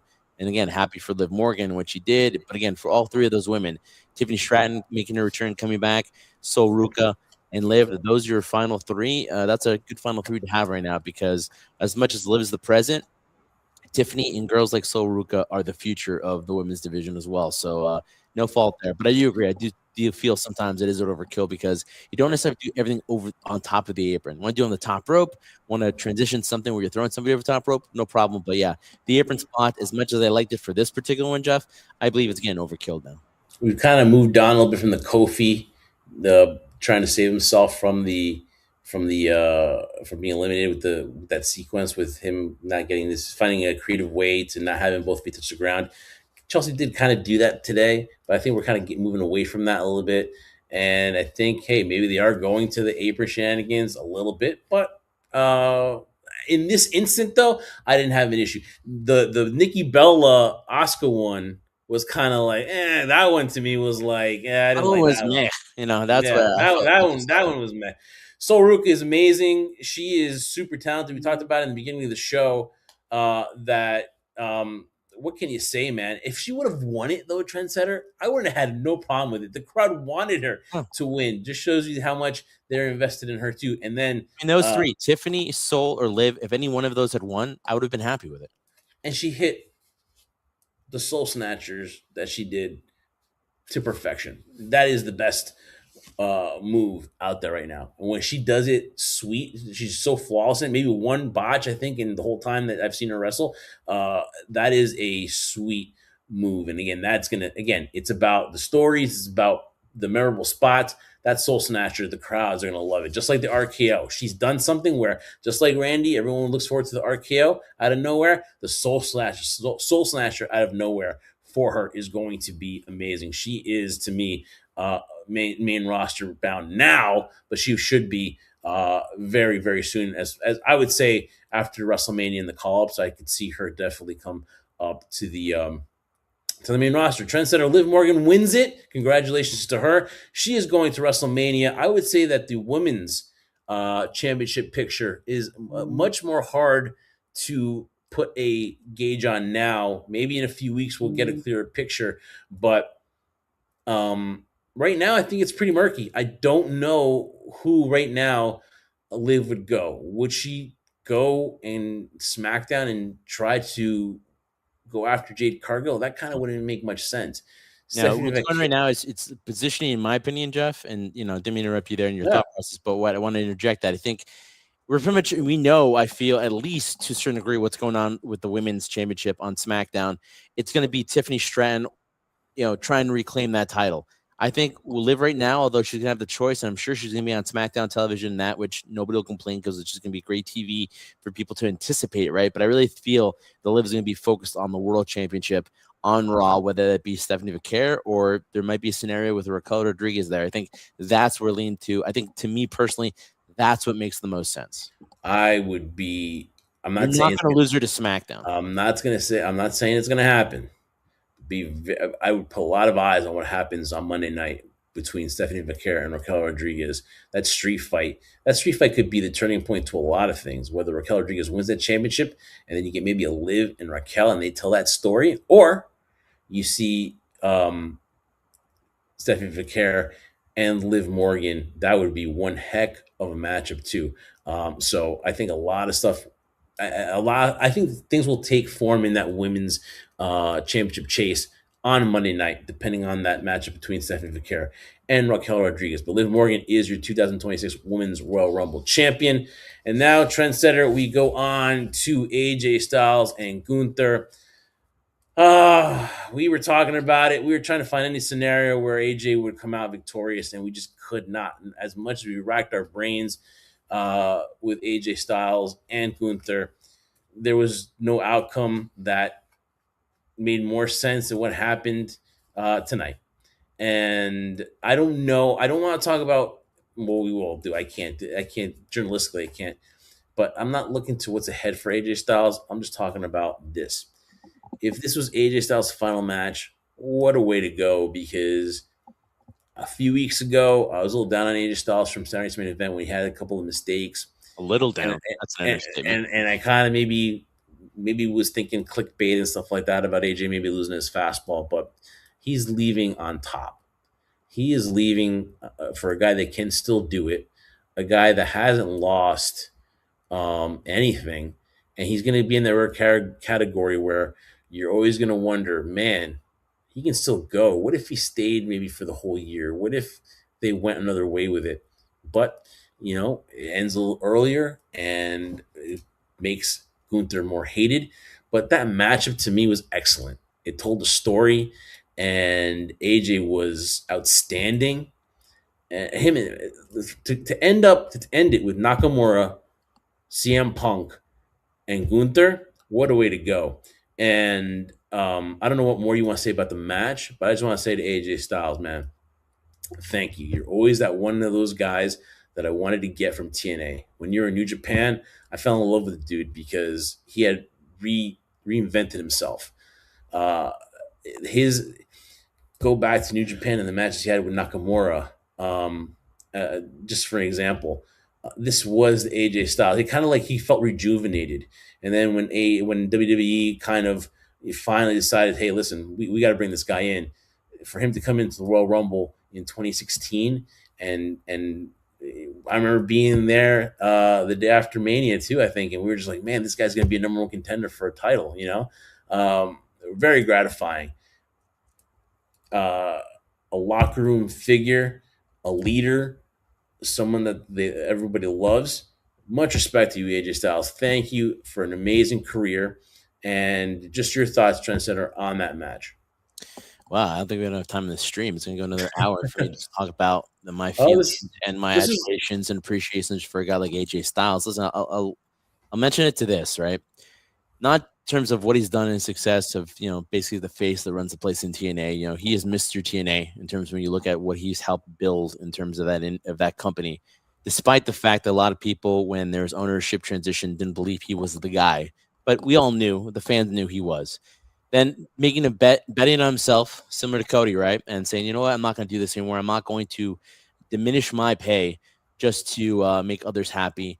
Took his ball and said, you know what, I'm going to make myself another star by myself without TNA now, without the TNA umbrella. Went to New Japan, went the indie scene, Ring of Honor, all that stuff, and built himself a name. Made the Bullet Club even hotter than what it originally was when Finn Balor left it. And at that point, being signed by the WWE, I guess my biggest concern when he did show up at the Royal Rumble, and how apropos, right? His career in the WWE started at the Royal Rumble and yeah. ended at the Royal Rumble. So that's another thing that I didn't overlook when I finally came to the realization that it was over. And when he was part of the WWE family or part of the WWE group, I was thinking, you know what, with a guy like Vince McMahon, they're just never going to believe that he could be a champion. And we finally did become a champion, the WWE champion in WWE.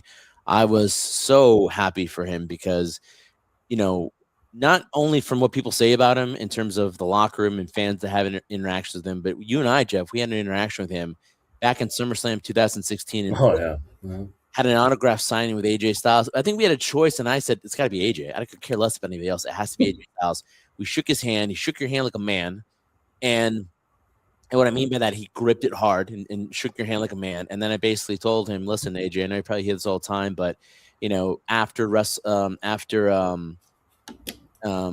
a Raw, he was getting chanted, 'You deserve it, you deserve it,' and he got emotional. And I told him, 'Well, AJ, you know why people chant, 'You deserve it,' right?' And he's like, 'What?' He's like, 'It's not because you deserve it, because AJ is a very proud man.' I said, 'Because you earned it, man, and you earned every bit of it.' And he looked at me with his thick accents, like, I like that. I like that. Yeah, Yeah. the little Matthew McConaughey thing, and I think he appreciated it. It's true. AJ's earned everything he's had in this industry, and nothing's ever been handed to him. So I think that's why the fans respect him so much.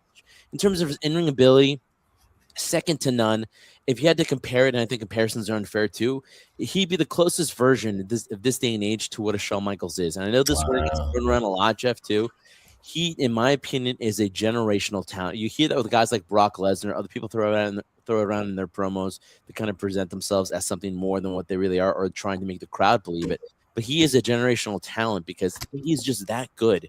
And at 48 years old, when John Cena was given his retirement and AJ was like on the brink of saying, I'm not going to be able to do the same thing, it's heartbreaking to see that we as fans, Jeff, and I'm sure people will listen to the stream, wish they could fight forever as we chant, wish that they never age. But Father Time is undefeated, and I firmly believe with 100% of my heart, as much as it pains me to see him go and walk away, I would rather see him walk away now than to ever see him a version of what he's not, to ever see him anything less than an AJ Styles. So it's part of me that understands it. There's still the fan in me, Jeff, that literally is emotional and literally is tearing up. Not now, but tearing up when I see it because I'm like, Father Time's undefeated, and it's like I understand why you have to go, but I don't want you to go. Yeah. And that's the feeling we have as fans, that we get it. We understand it. We were expecting to be later in 2026, but he was honest. He was a man of his word. He said 2026 was going to be his final year. We just didn't expect it to be a month in, and it was going to happen. But to that, I say thank you, AJ Styles. You are, without question, the one person that at least I know from just my short little experience with you that is humble, is genuine, and more importantly, earned every single thing he had. And he is living proof, Jeff, without a shadow of a doubt, that hard work pays off. AJ Styles is living proof of that. Thank you, AJ, for the memories. Thank you for so much of what you've done in the ring. I can't wait to see what his next stage in his career is in terms of how he hopes to, contribute to the business. But in whatever stage it is and whatever thing he does, even if it's nothing, he deserves to be home with his family, because anything that I can respect from him is that he's a family man just like me. AJ, thank you so much. Future Hall of Famer, you're not one of, you are the best there is out there. I mean, so well said, Trendsetter. And I think that just the way the match went and the way he went out, obviously did not tap like Cena did. He passed out, but just what it took to get there, and the way AJ Styles was just tough. He was tough. He was that pit bull that was just fighting against Gunther. Was like even like power bombing him too. So he showed he's powerful. He showed his power, and he's going for that leg too to try to weaken it to set up that calf crusher. And then God bless you, Gunther. I love you because you sold it on your way into the ring. You sold it, which is awesome because it That's benefits why you. he's a professional too, Gunther. Because He it did. He benefits sold you, it. Gunther. Because if you get eliminated, there's a reason you weren't at 100%, so it didn't hurt Gunther to be eliminated by Roman Reigns. Even you were the second guy there, anyways. But enters at number 30, walks with that lamp, obviously sold it, and then post Gunther goes, "Hey, I made him pass out like a little bitch." It continues the hatred towards Gunther, so it makes Gunther and AJ just again the match was no pun intended phenomenal. Now what is the future of AJ Styles? That is going to be something that, again, Triple H was like, well, let's not talk about it now. We'll give him his time. But again, the trolls, AEW trolls, the people that just already made the graphic of him being all elite or him going to TNA, we talked about it in the preview show. Is it going to be his last time wrestling period, or is it going to be in the WWE? Is his in-ring career over? Peter Rosenberg on the post show said he spoke to me, said this is it. His in-ring career is done. Triple Then H he said goes on. that as well. Then he goes on with Triple H, and they talk about how he contribute in the future. He sees himself helping out the future of the business, and Triple H said that they've had conversations, and that right now the time is to say thank you, to be with his family, and then they'll have those when the time has come. A lot of a lot of people just want to, being a troll and say, oh, he's going to go to AEW. Oh, AEW, you'll be properly retired over there. If there's a, whatever, that's fine. Here's your chance. A lot of people are speculating Revolution for him maybe in LA to make his first AEW appearance. Whatever happens with AJ, I think he's entitled to do whatever he wants. I think WWE did send him off in a good way because he got to have the standing ovation. He was able to put the gloves almost to the ground and put them back on, to kind of maybe tease like, hey, I might not be done. I might be done here, Yeah. but anywhere else. I don't think if he didn't have the respect of everybody back there, I don't think they would let him do that. I think they would have, been like, hey, AJ, we can't do that, whatever. And then the fact, so I don't think that would have happened. So I have the respect for him. Whatever he does, whatever he decides to do, this is what I'm talking about, Trendsetter. It is sad that a guy like AJ Styles, who can still do it, is leaving. But if a guy like him is leaving, that opens the door for other people. And that's where we're talking about the new era. So as we head into the men's Royal Rumble match, the thing you got to think about is you guys are clamoring that you didn't get the surprise that you wanted to at the Royal Rumble match. But what are you clamoring for? You're clamoring for a 55-year-old wrestler to come in and do what? That wrestler can come in next month, but just because you didn't get your little surprise, that's to me where, listen, you are so fickle and you guys can't make up your mind because you either want a new era or you want to see veterans come in. So which one is it? But as far as AJ Styles, you can tell the love that John Cena has for him, and you can tell that I hopefully we get to see backstage images of him leaving and everything, and him being praised and congratulated by the wrestlers in the back. I would love to see that. Hopefully that WWE does share that. But I just want to say thank you, AJ Styles. Thank you so much because you made me love wrestling. You made me love every single time I see you watching. Every time I would watch your matches, it was just enjoyable. You just made wrestling. You took it to another level.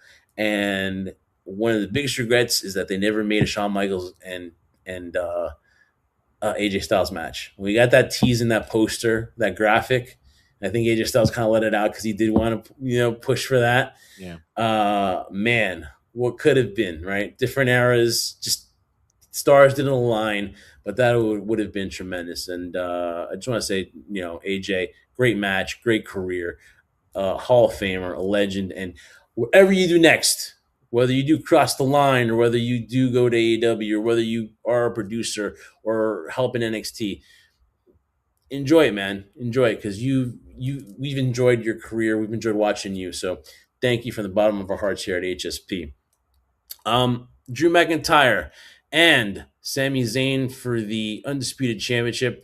And, Sammy, the underdog, they know they were going to pull for him here, have the crowd behind him, rooting him on. But Trendsetter, I just didn't think there was any way that Drew McIntyre was going to lose this. And Drew McIntyre just continues to build off of this championship run. He's like rejuvenated. He is just, to me, just again that hunger, because he was like, hey, listen, man, this championship, I'm going to do more with it and be more entertaining with it than Cody could on the second run. And to me, he's doing it. The match was solid. And you got to think what's next for Sammy as far as like, hey, this takes him out of the championship chase, at least to me, in my eyes, for this year. I don't think there's going to be a championship in his future heading into WrestleMania. But Drew just continues to he's just killing it, man, and showing you why they made the right decision to put the title on him. Listen, when it comes to Drew McIntyre, nobody's been a bigger supporter of him than I have in terms of, him, not only his first title run, which unfortunately happened during the pandemic and we couldn't see it.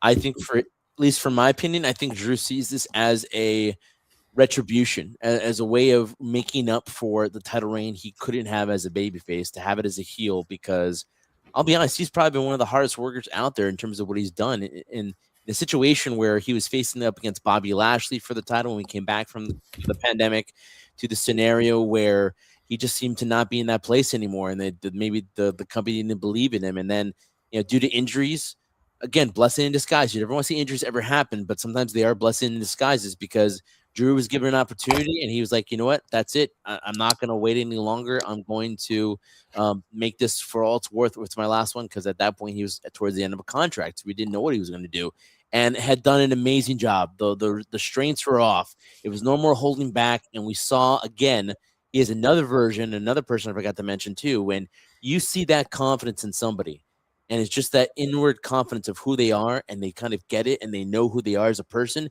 and it projects itself on TV. No. That's what you saw with Drew. And I was like, this is the Drew McIntyre I've been waiting to see for so freaking long.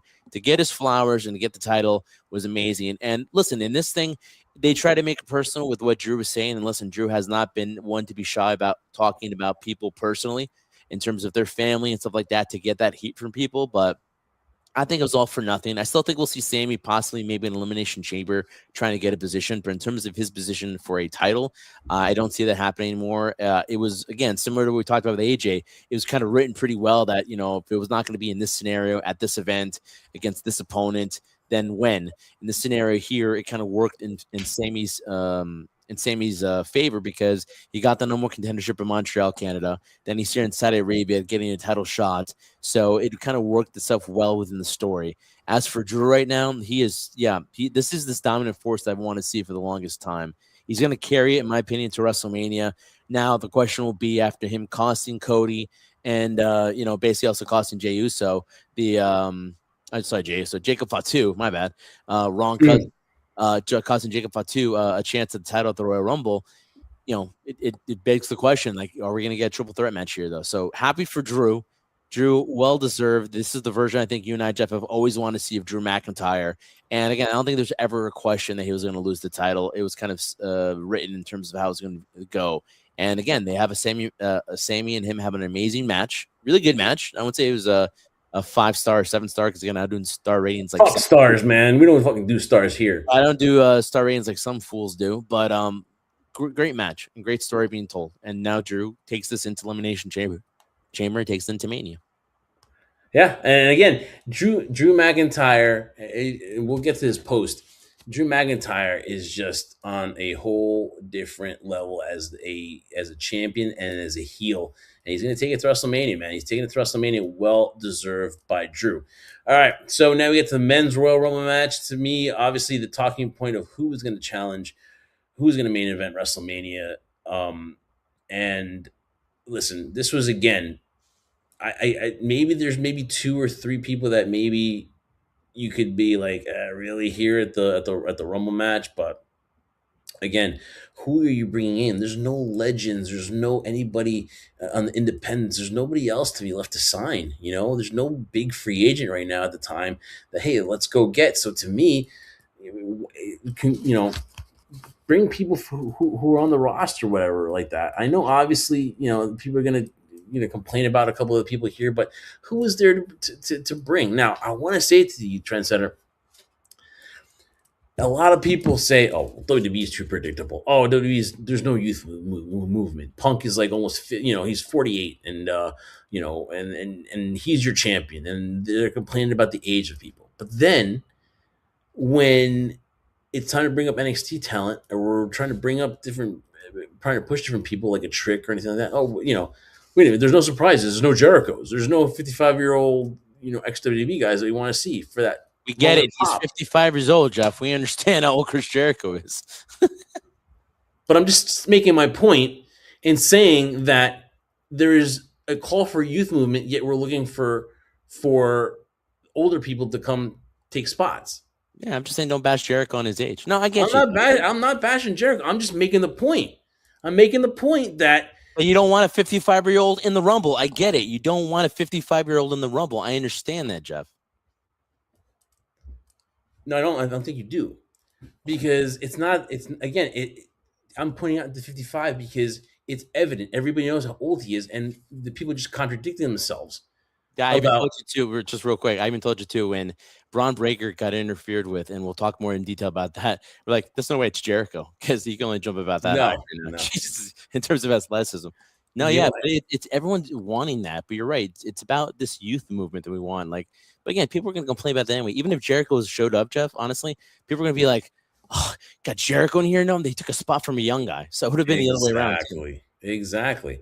And so, listen, will we go through everything here? No, probably not going to do. But Yeah, Obafemi, right?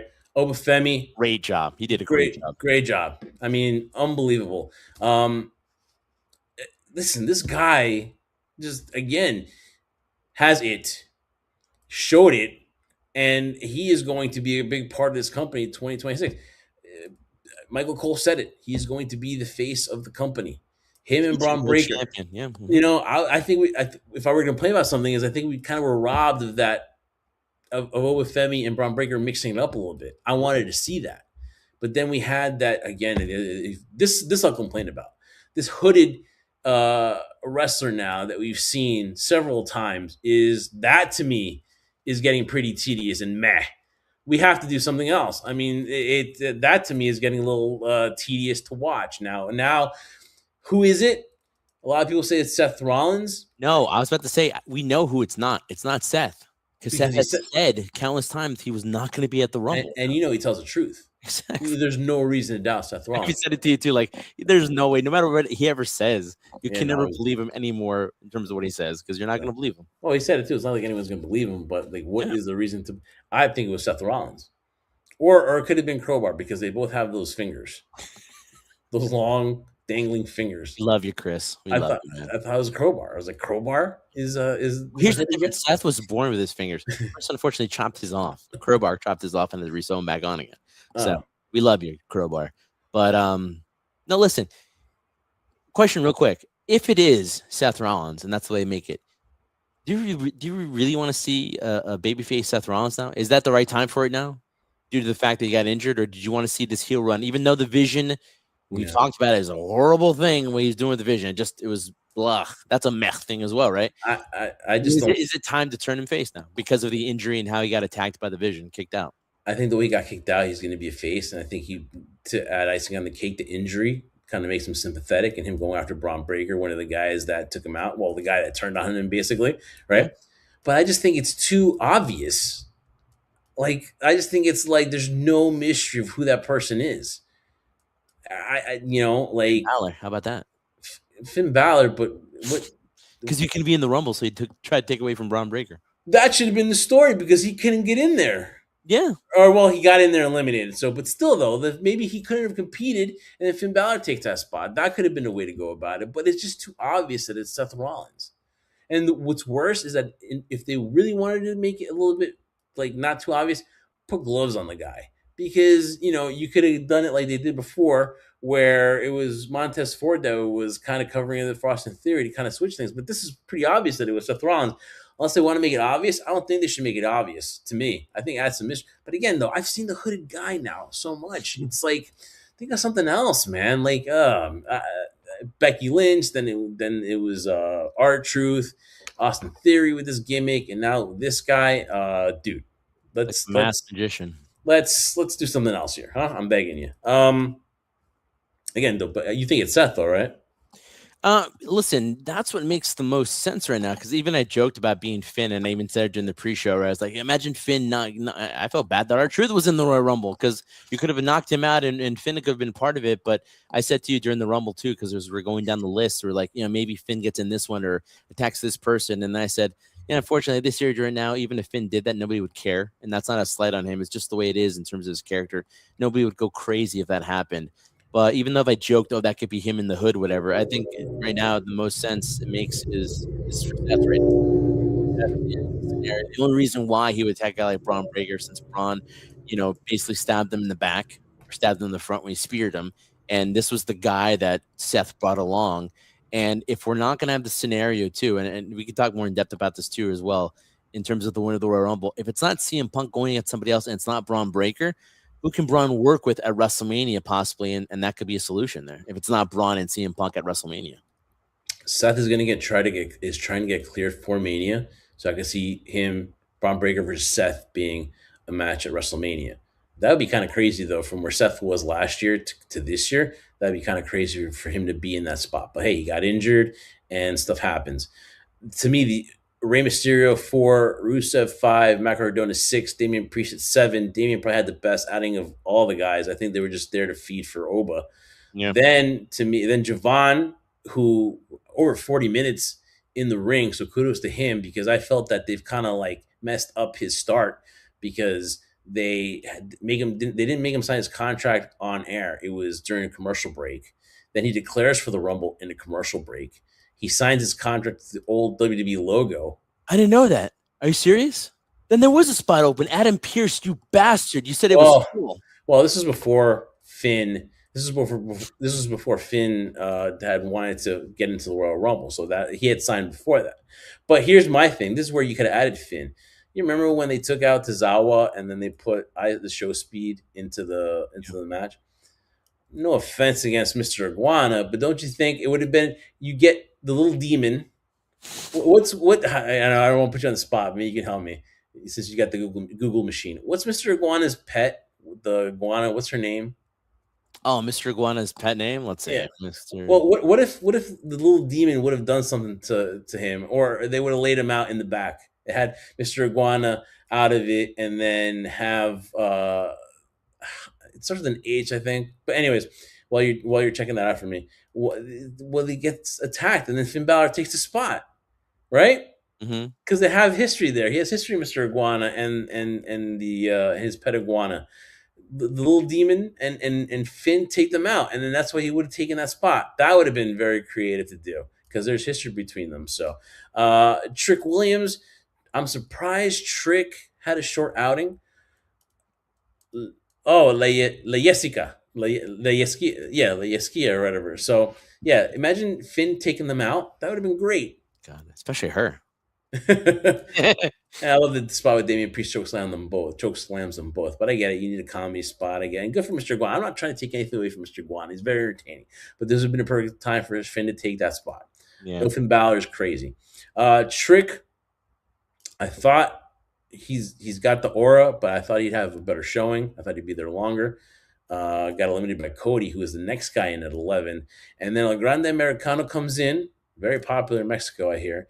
And then the original Grande Americano comes out, and this is Also popular in Mexico. welcome back to a ripped Chad Gable. Goodness, man. Oh, we're talking about Chad Gable. I'm sorry. I hear he's around. I hear he's around, but that but hey, he's recovering and about to make a return, but we didn't see him at the Rumble though. well, good to see that he's around, and he will be making his return pretty soon. Yes, but Grande Americano, the original one, looks like he spent some time in the gym, man. He is jacked. Yeah, and then we got facial hair too, man.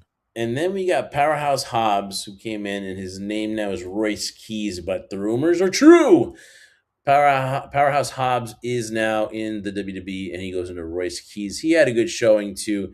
Obviously, the amount of big guys now in WWE is noticeable now. Yeah. Oba and they didn't get that interaction though that much between Oba and Royce more Keys teamed up than they did actually go against each other. Yeah, so that was impressive. And then we got Theory, who came in there, and obviously after Braun Breaker was eliminated, he was the next hope for the Vision. But Paul didn't come out with him because Bronson Reed was next, then La Parka. And we talked about this with Theory, though. You were thinking that he should have a better showing than he did here, though, because we were thinking, okay, all right, let's start making Austin Theory stand out. And to me, they didn't do that here. They've done a terrible job at it. Yeah. I mean, you know what they've been trying to do with Bronson Reed in terms of what he did with Roman Reigns, right? And we know what they feel about Logan Paul. No. Can we put the same effort into Austin Theory? If you believe that he's worth that, then why bring him back? Makes no sense. Bronson Reed, La Parka, Dragon Lee, and then Ilya Dragunov. Again, La Parka, very popular in AAA, and he got rewarded. Bronson Reed, again, to me, was okay. had a nice little interaction with Powerhouse Hobbs with Royce Keys, and then Theory and Bronson Reed eliminate Powerhouse Hobbs. So that was that. So maybe we can see maybe a feud maybe with Bronson Reed and a Royce Keys. That could be interesting too. But again, they have not done what they should have done with Bronson after beating Roman Reigns. You should. Okay, I understand they didn't do the same thing with Theory and John Cena after Theory got that win at Mania, but you're being the tribal chief here. You gotta do right by Bronson Reed, and they still haven't done so. Then you got Logan Paul of the Vision, and then you got LA Knight who came back, and then of course Brock Lesnar, which bro, I think they dropped the ball with Brock Lesnar and what he could have done. We got the teases with Obafemi. They had some interactions.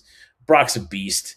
I thought we were gonna get him setting up the feud with Gunther, but we didn't get that. We got No. to me a much earlier than expected elimination by Brock Lesnar, in my opinion. And then the Miz and Ray Phoenix, who kind of were there to be just eliminated, and then I don't know how you feel about. Well, I know how you feel about this, but here's your chance to talk about it. Jey Uso's entrance trendsetter at 25. What do you think about this eating thing? Is it getting a little bit out of hand? Because I understand it's a minute for the Royal Rumble entrance, but his entrance superseded that. And then the play it again, the run it back again to me is just again, it's just for a pop, and I don't know. I did not like that at all. You That's want the to do one thing. you want to do run it back, do it 11 Oh, hold minutes. on, wait. Oh, okay, sorry, I had to run it back. I had to run it back after this. I beg Exactly. Nobody queued up the music for you. your Maybe that was a good thing. Maybe that's what they should have done at the Rumble. No yeeting. There'd be no yeeting on this show. I promise you. Listen, I'm not There's a taking no anything yeeting. away from Jey Uso in terms of doing the eat, but you got a minute to get down there. Can we go a little bit further? Because to me, what annoyed me was the fact that the elimination that came way earlier than expected with Brock Lesnar. I would have thought Brock would have been at least the final four. That's what I thought, at least, right? Because he was not going to win it, I felt, but he would have helped somebody else. And plus, we wanted to see that interaction with Gunther and Brock Lesnar, which the only justification I have in my mind is the fact that they don't want them in the ring together at the same time. Is that Gunther right now has super heat, and Brock, as much as people are cheering for him, he is a heel.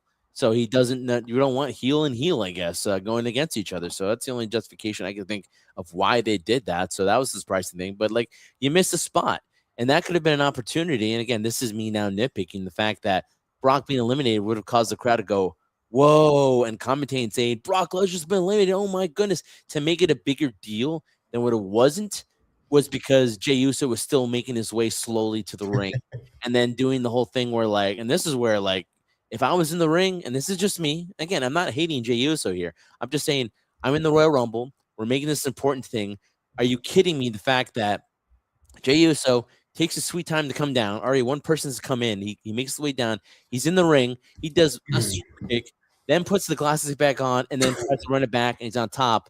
And you see Cody turning and looking at him. I'm like, well, Cody, do something. Knock him over. This is the Royal Rumble. What are you doing? You're gonna let him have his moment and do the eating? Come Yeah, on, man. yeah, yeah. That's what Obviously, annoyed me about it. But what happened? Then the Roman came in and did him dirty, and which that was the biggest and then problem. he helps out, and then he helps. So the tribal chief comes in at 25, and then Jay forgets that he got punched by his cousin Roman Reigns and helps him out, which was kind of Yeah. weird. He didn't give him a receipt for that. He didn't I'm do just that. glad that Jay wasn't blown up in the ring. That's why My problem is Jay comes off as he cares more about the entrance than winning a match now, and I don't think that's the case. But that's what it just comes off with Jay. It's about the entrance. It's about looking cool. It's about running it back, and then winning and losing now has become secondary because he's got a tag team championship. yeah. That's what. Not saying that's what but that's what he's portraying. Perception, and they're what they're The portraying perception. out there for us to see. Yeah.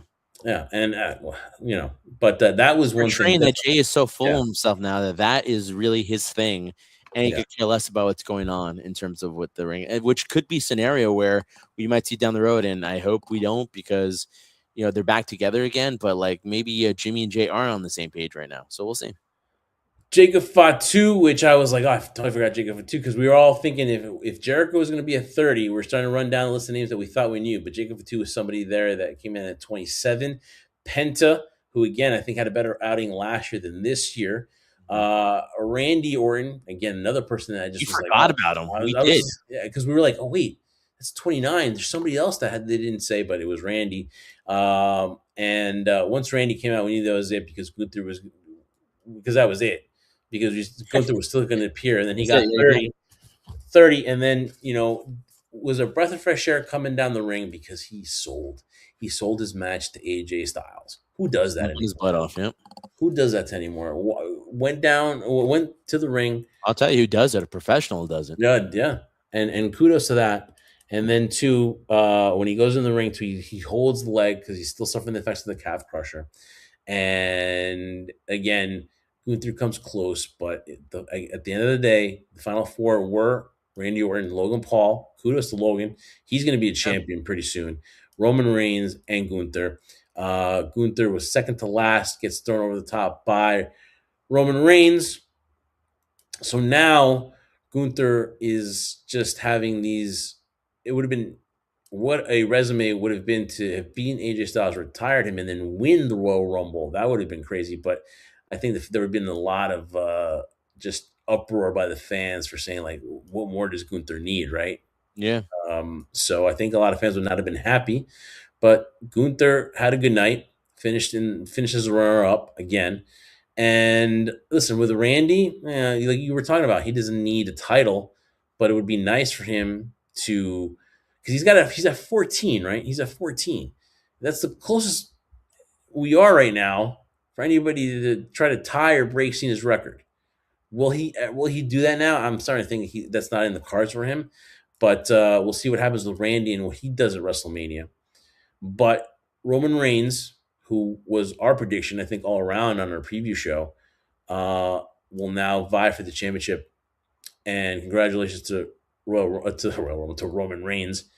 And Roman Reigns said something to me which I don't think if he didn't have permission from the company to say, he wouldn't say it. But I think what he did when he went on Pat McAfee talking about booking and that he needed to come back and save the WWE. I think it's part of his storyline that he's coming back. I think that this is the incentive of why he is coming back to save us. So while he touched on a little bit of reality of what everyone's disappointed in WWE about it not making the next star, about not being up to date with stories and everything, I think they're incorporating the fans' displeasure and putting it and being voiced by Roman Reigns. And what Roman Reigns' incentive now is, hey, WWE, you need me to save this company again. You need me to save you guys. And Roman Reigns, the tribal chief, will do so at WrestleMania. And now he does. And now, to me, the only way to go is to got up there, one, pointed at the sign, and I know you're shaking your head, and I can't wait to hear what you say about this one. But I think what makes sense to me is that he goes to WrestleMania and takes on CM Punk. Yeah, that's what I believe in too. And listen, from a business standpoint, it makes sense. I mean, if it were to be Gunther, I think people very much on the stream too had mentioned too that listen, you go in terms of ruining Gunther to a certain degree by having him tap out the Jey Uso at WrestleMania 41, and they've done all this work in terms of building up Gunther again by having him, retire John Cena, retire Goldberg, and now retiring AJ Styles, and really making him more of a hated character than ever before. So you've done that aspect of it in terms of made up for a mistake. Not that Jay winning was a mistake. I'm saying the manner in which it happened made Gunther look bad. So when you have that scenario, to me, Roman was the logical choice because him making that comment. I don't remember where exactly. What it might have been in New York, Jeff, where he goes to CM Punk and Cody Rhodes and says, one of those titles will look good on me, or says that title look good on me, and not really showcasing who he was talking to. And then the rumors are we're going to get a Cody Roman 3 at WrestleMania, which I would have been opposed to, but But the fans would have been yeah, it would too have been an interesting exhausted. dynamic though, because it would have been to me the likelihood of Cody turning heel because the crowd wants to chant Roman now, and they're for Roman, and they're not for Cody anymore. And then that would have been a nice, interesting story building up to WrestleMania for that particular match. That's not going to happen. So it just makes the logical sense. I shake my head because when I hear Roman talk, and listen, I love Roman. I'll go off. Sorry if I say this. I love Roman Reigns in terms of the character and what he's done. Nothing but the utmost respect in terms of the amount of success, which I think, honestly, Jeff, it will never be duplicated again, at least in my lifetime, in terms of the way Roman dominated for so long being the champion, and it worked. and nobody thought it would, but it did. It worked really well. So for me, I shake my head because who are you trying to kid here, Roman? You can smile with those dentures all you want, man. You do not. Veneers, veneers. Dentures, veneers, okay, implants, more appropriate, right? Um, we don't need you to save this place. It's fine. It continued on without you. Because here's the thing: prior to you was John Cena. We couldn't wait to get him out the door, and people were crying that he's retired. We didn't think it could survive without Stone Cold. We couldn't think it could survive without your boss, The Rock, but it did. And it was moving on with Cody. And it was moving on with these other individuals. So yeah, we don't need you to save this place, Roman, because it's fun. Because when you finally decided to grace us with your presence, I got to be honest, I was disappointed because I didn't see the tribal chief, Jeff. Did you? When he first came back after losing the title, I didn't see the tribal chief. So now Roman Reigns, the arrogance of this man, which is it's working for him. It's working for him, his arrogance, and it's something appreciated by me. But still, the arrogance to think that we're waiting for you to save this when you're showing up when you want to, and you're showing up because you think it's convenient for you, and we're putting you back in the main event spot. So, no, we don't need you to save us. But in all seriousness, though, it's like it's a great spot because for this whole year span going into WrestleMania, well, going to the Rumble, going to WrestleMania, there was this issue with Roman where he wasn't the same guy anymore. And we're seeing these vulnerable spots with Roman we had never seen before because he was so dominant for 3 years. So now to see him back in that position again, seems like he got all his affairs in order in terms of all the things he had to deal with, is going to be interesting. And to me, the logical sense, Jeff, would be CM Punk and Roman Reigns. Not only the fact that they have a lot of good chemistry in the ring, but the stories they can tell because both are very good on the mic. If I had to give an advantage, it's obviously the CM Punk, but both can tell a good story in terms of the fact that, yeah, they get along, but there's still some story there in terms of the wise man. Not that I don't think Paul Heyman's going to be involved in this, but the wise man situation and the fact that although they might respect each other, they don't like each other. Yeah. Yeah. No, totally agree, Francis. I totally agree. And I thought you were like, I thought with Roman, there is some truth to what he said with Pat McAfee. What was For the the, major truth did you feel in terms of what he said? because I think as far as making the new stars, I think there's been a lot of controversy with Triple H's ability to make new stars. Can you name a new star that he's really made? Has there been compelling storylines? We were talking about the same thing. Transfer since WrestleMania 40, we have not been really in love with this like we were before that.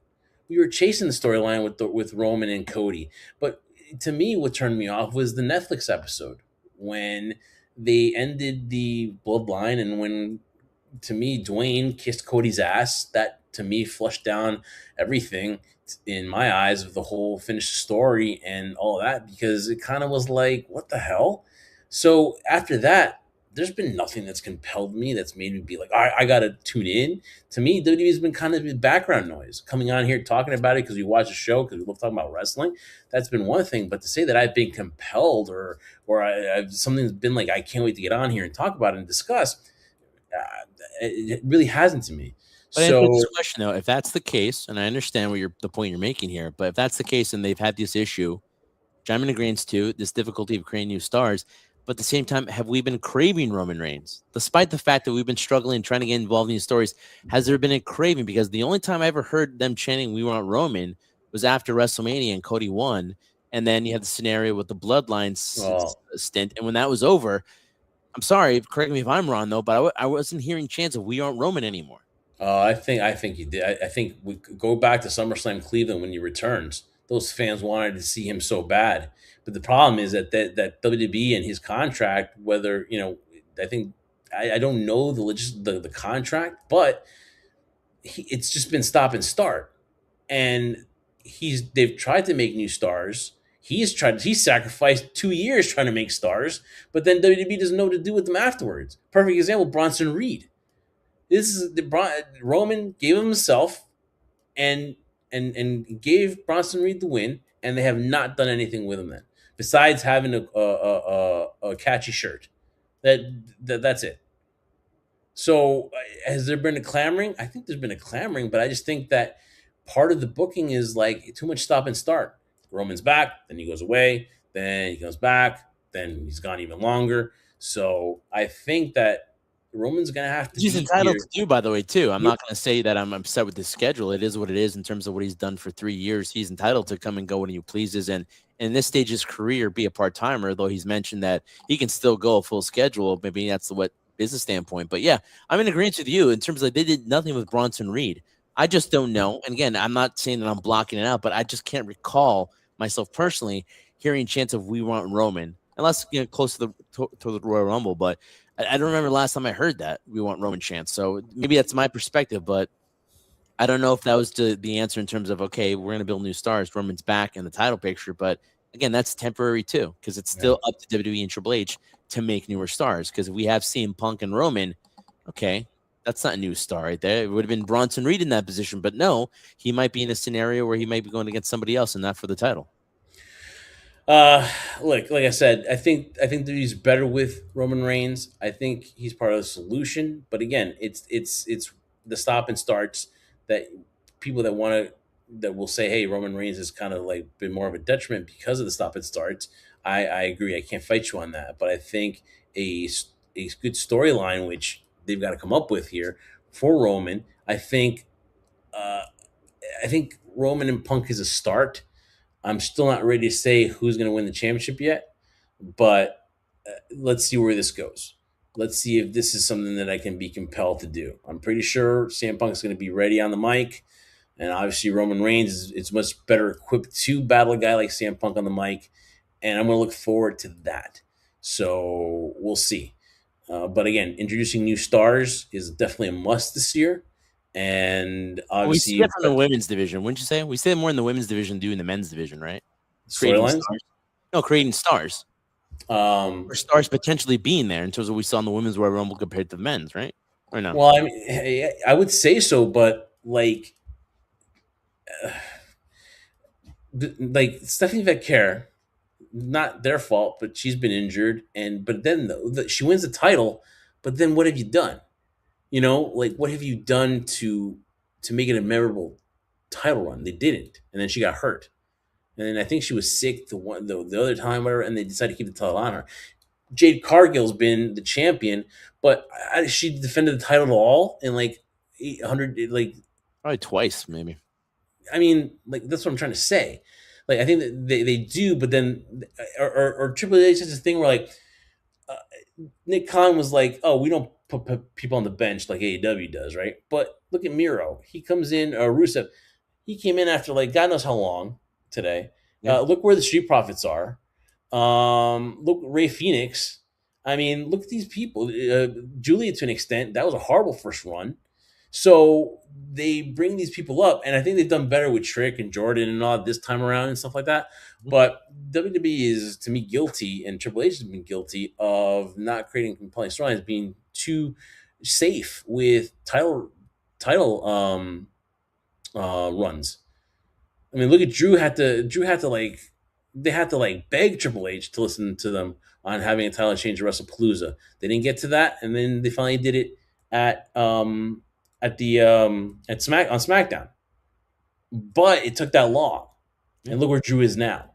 And it's good to change things up sometimes, but I can't put what one male star he's made and what female star he's made that have stood out in the Oh last no, year I or was so. talking more about the potential of. I see. Think there's more potential making stars on the women's roster right now than there are in the men's Oh yeah, roster. women's It seems like women's it's more focused on Cody's and Drew's and Romans and CM Punk's right now than making a male star. And again, we'll beat a dead horse when I say this, Jeff. But the whole thing, that fact that even you feel sympathetic now for LA Knight. The mere fact that this guy gets cheers and ovations and they're not doing anything with him, they let him get eliminated. Mira's another perfect example too, dude. They brought him in and they've done absolutely nothing with him. He came in after how long and then get eliminated right away? Like, what's going on here? Then why this did was you bring Miro to the roster if you're going to use them at all in anything?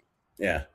I mean, that to me just is again, it's just a little bit um when creative changed from Vince to Hunter, there was a honeymoon period and there was a falling in love period, kind of like we had with AEW, where it started at War Games, and then we were giving Hunter the benefit of the doubt, and we were saying Hunter knows, benefit of the doubt.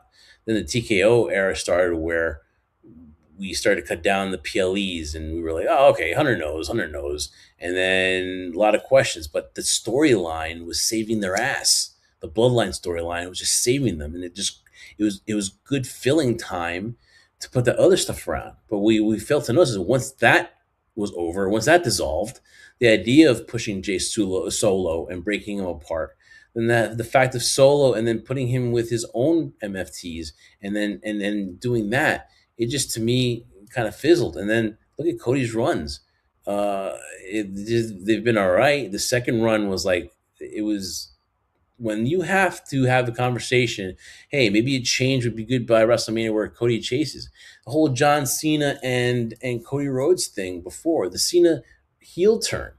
I mean, it's not all Triple H, but listen, there's a lot of stuff that now Hunter gets grilled on, and deservedly so. So that honeymoon period that we had with Hunter, thinking, well, anything's better than Vince, and now we're starting to see things where we don't like. That honeymoon period is over, and I think 2026 is going to be very important to see if people still have faith in Hunter. Listen, they're breaking records. They're breaking records, and they could give two craps about my opinion, your opinion of what the company looks like. But until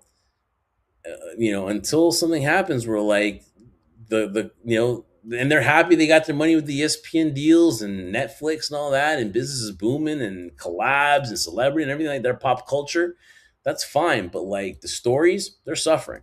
So we'll see what happens. We need a better Mania than last year, definitely.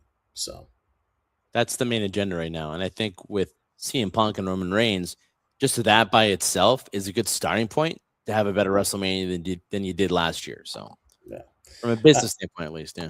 All right, trendsetter. So, I mean, that was our Royal Rumble post show. Lots to discuss, man. And obviously, we are in WrestleMania season. We're in that mode. And now it's on to Elimination Chamber, which is 4 weeks away in Chicago. There is still time for a certain veteran that's a little bit aging to still make his debut. And like we were talking about before, debuting in Chicago and return. No, and return in Chicago, that is another spot where you could see Chris Jericho come back. Did not do it here. So I just think that the youth movement really, truly is starting here, and we saw a lot of the youth, and it was good to see. But that is our Royal Rumble post-show trendsetter. I'm Jeff Martin, alongside with the trendsetter Brian Berger. Follow us on all our social media at iSpot Podcast. Once again, we are powered by Bucked Up Energy. Make sure you follow the link and hit the offer HSP1 when you're done. Get 20% off on your purchases for Bucked Up Energy, the amazing tag team of Bucked Up and HSP. Make sure you hit this notification bell to make sure you don't miss episodes like this live post-show. We will be back live here for our Elimination Chamber post show in just 4 weeks. But make sure you listen to every single episode of High Spot Podcast right here on the Give Shot Network. And if you can't watch us, listen to us on all major podcast platforms. Trendsetter, to close this one out, this was your HSP Royal Rumble preview. Yep, I got a train to catch, guys. So thank you so much for this live stream of the Royal Rumble post. What an event it was, whether you liked it or not. One thing is for certain, guys. We are on the road to WrestleMania. My Christmas, will it be Happy Christmas this year? It better be, because this past year's Christmas, it was horrible because I was under the weather. Will this event make me under the weather as well? We'll wait and see, guys. But again, one more stop in the road, which will be Elimination Chamber. But again, we are on that road. WrestleMania season has officially started, guys. The tree has been lit. The ball has dropped, all that stuff. It's great time of year, especially if you're a wrestling fan, because we get to talk about it. So for my tag team partner, Jeff Martin, I am the trendsetter, Brian Berger. We are the Jersey Wreck Crew, sharing this moment here on this stream with you guys, and can't wait to enjoy the season with you guys as well. And remember, we do this for one reason and one reason only. If you haven't figured it out by now, we do this for you, the crew.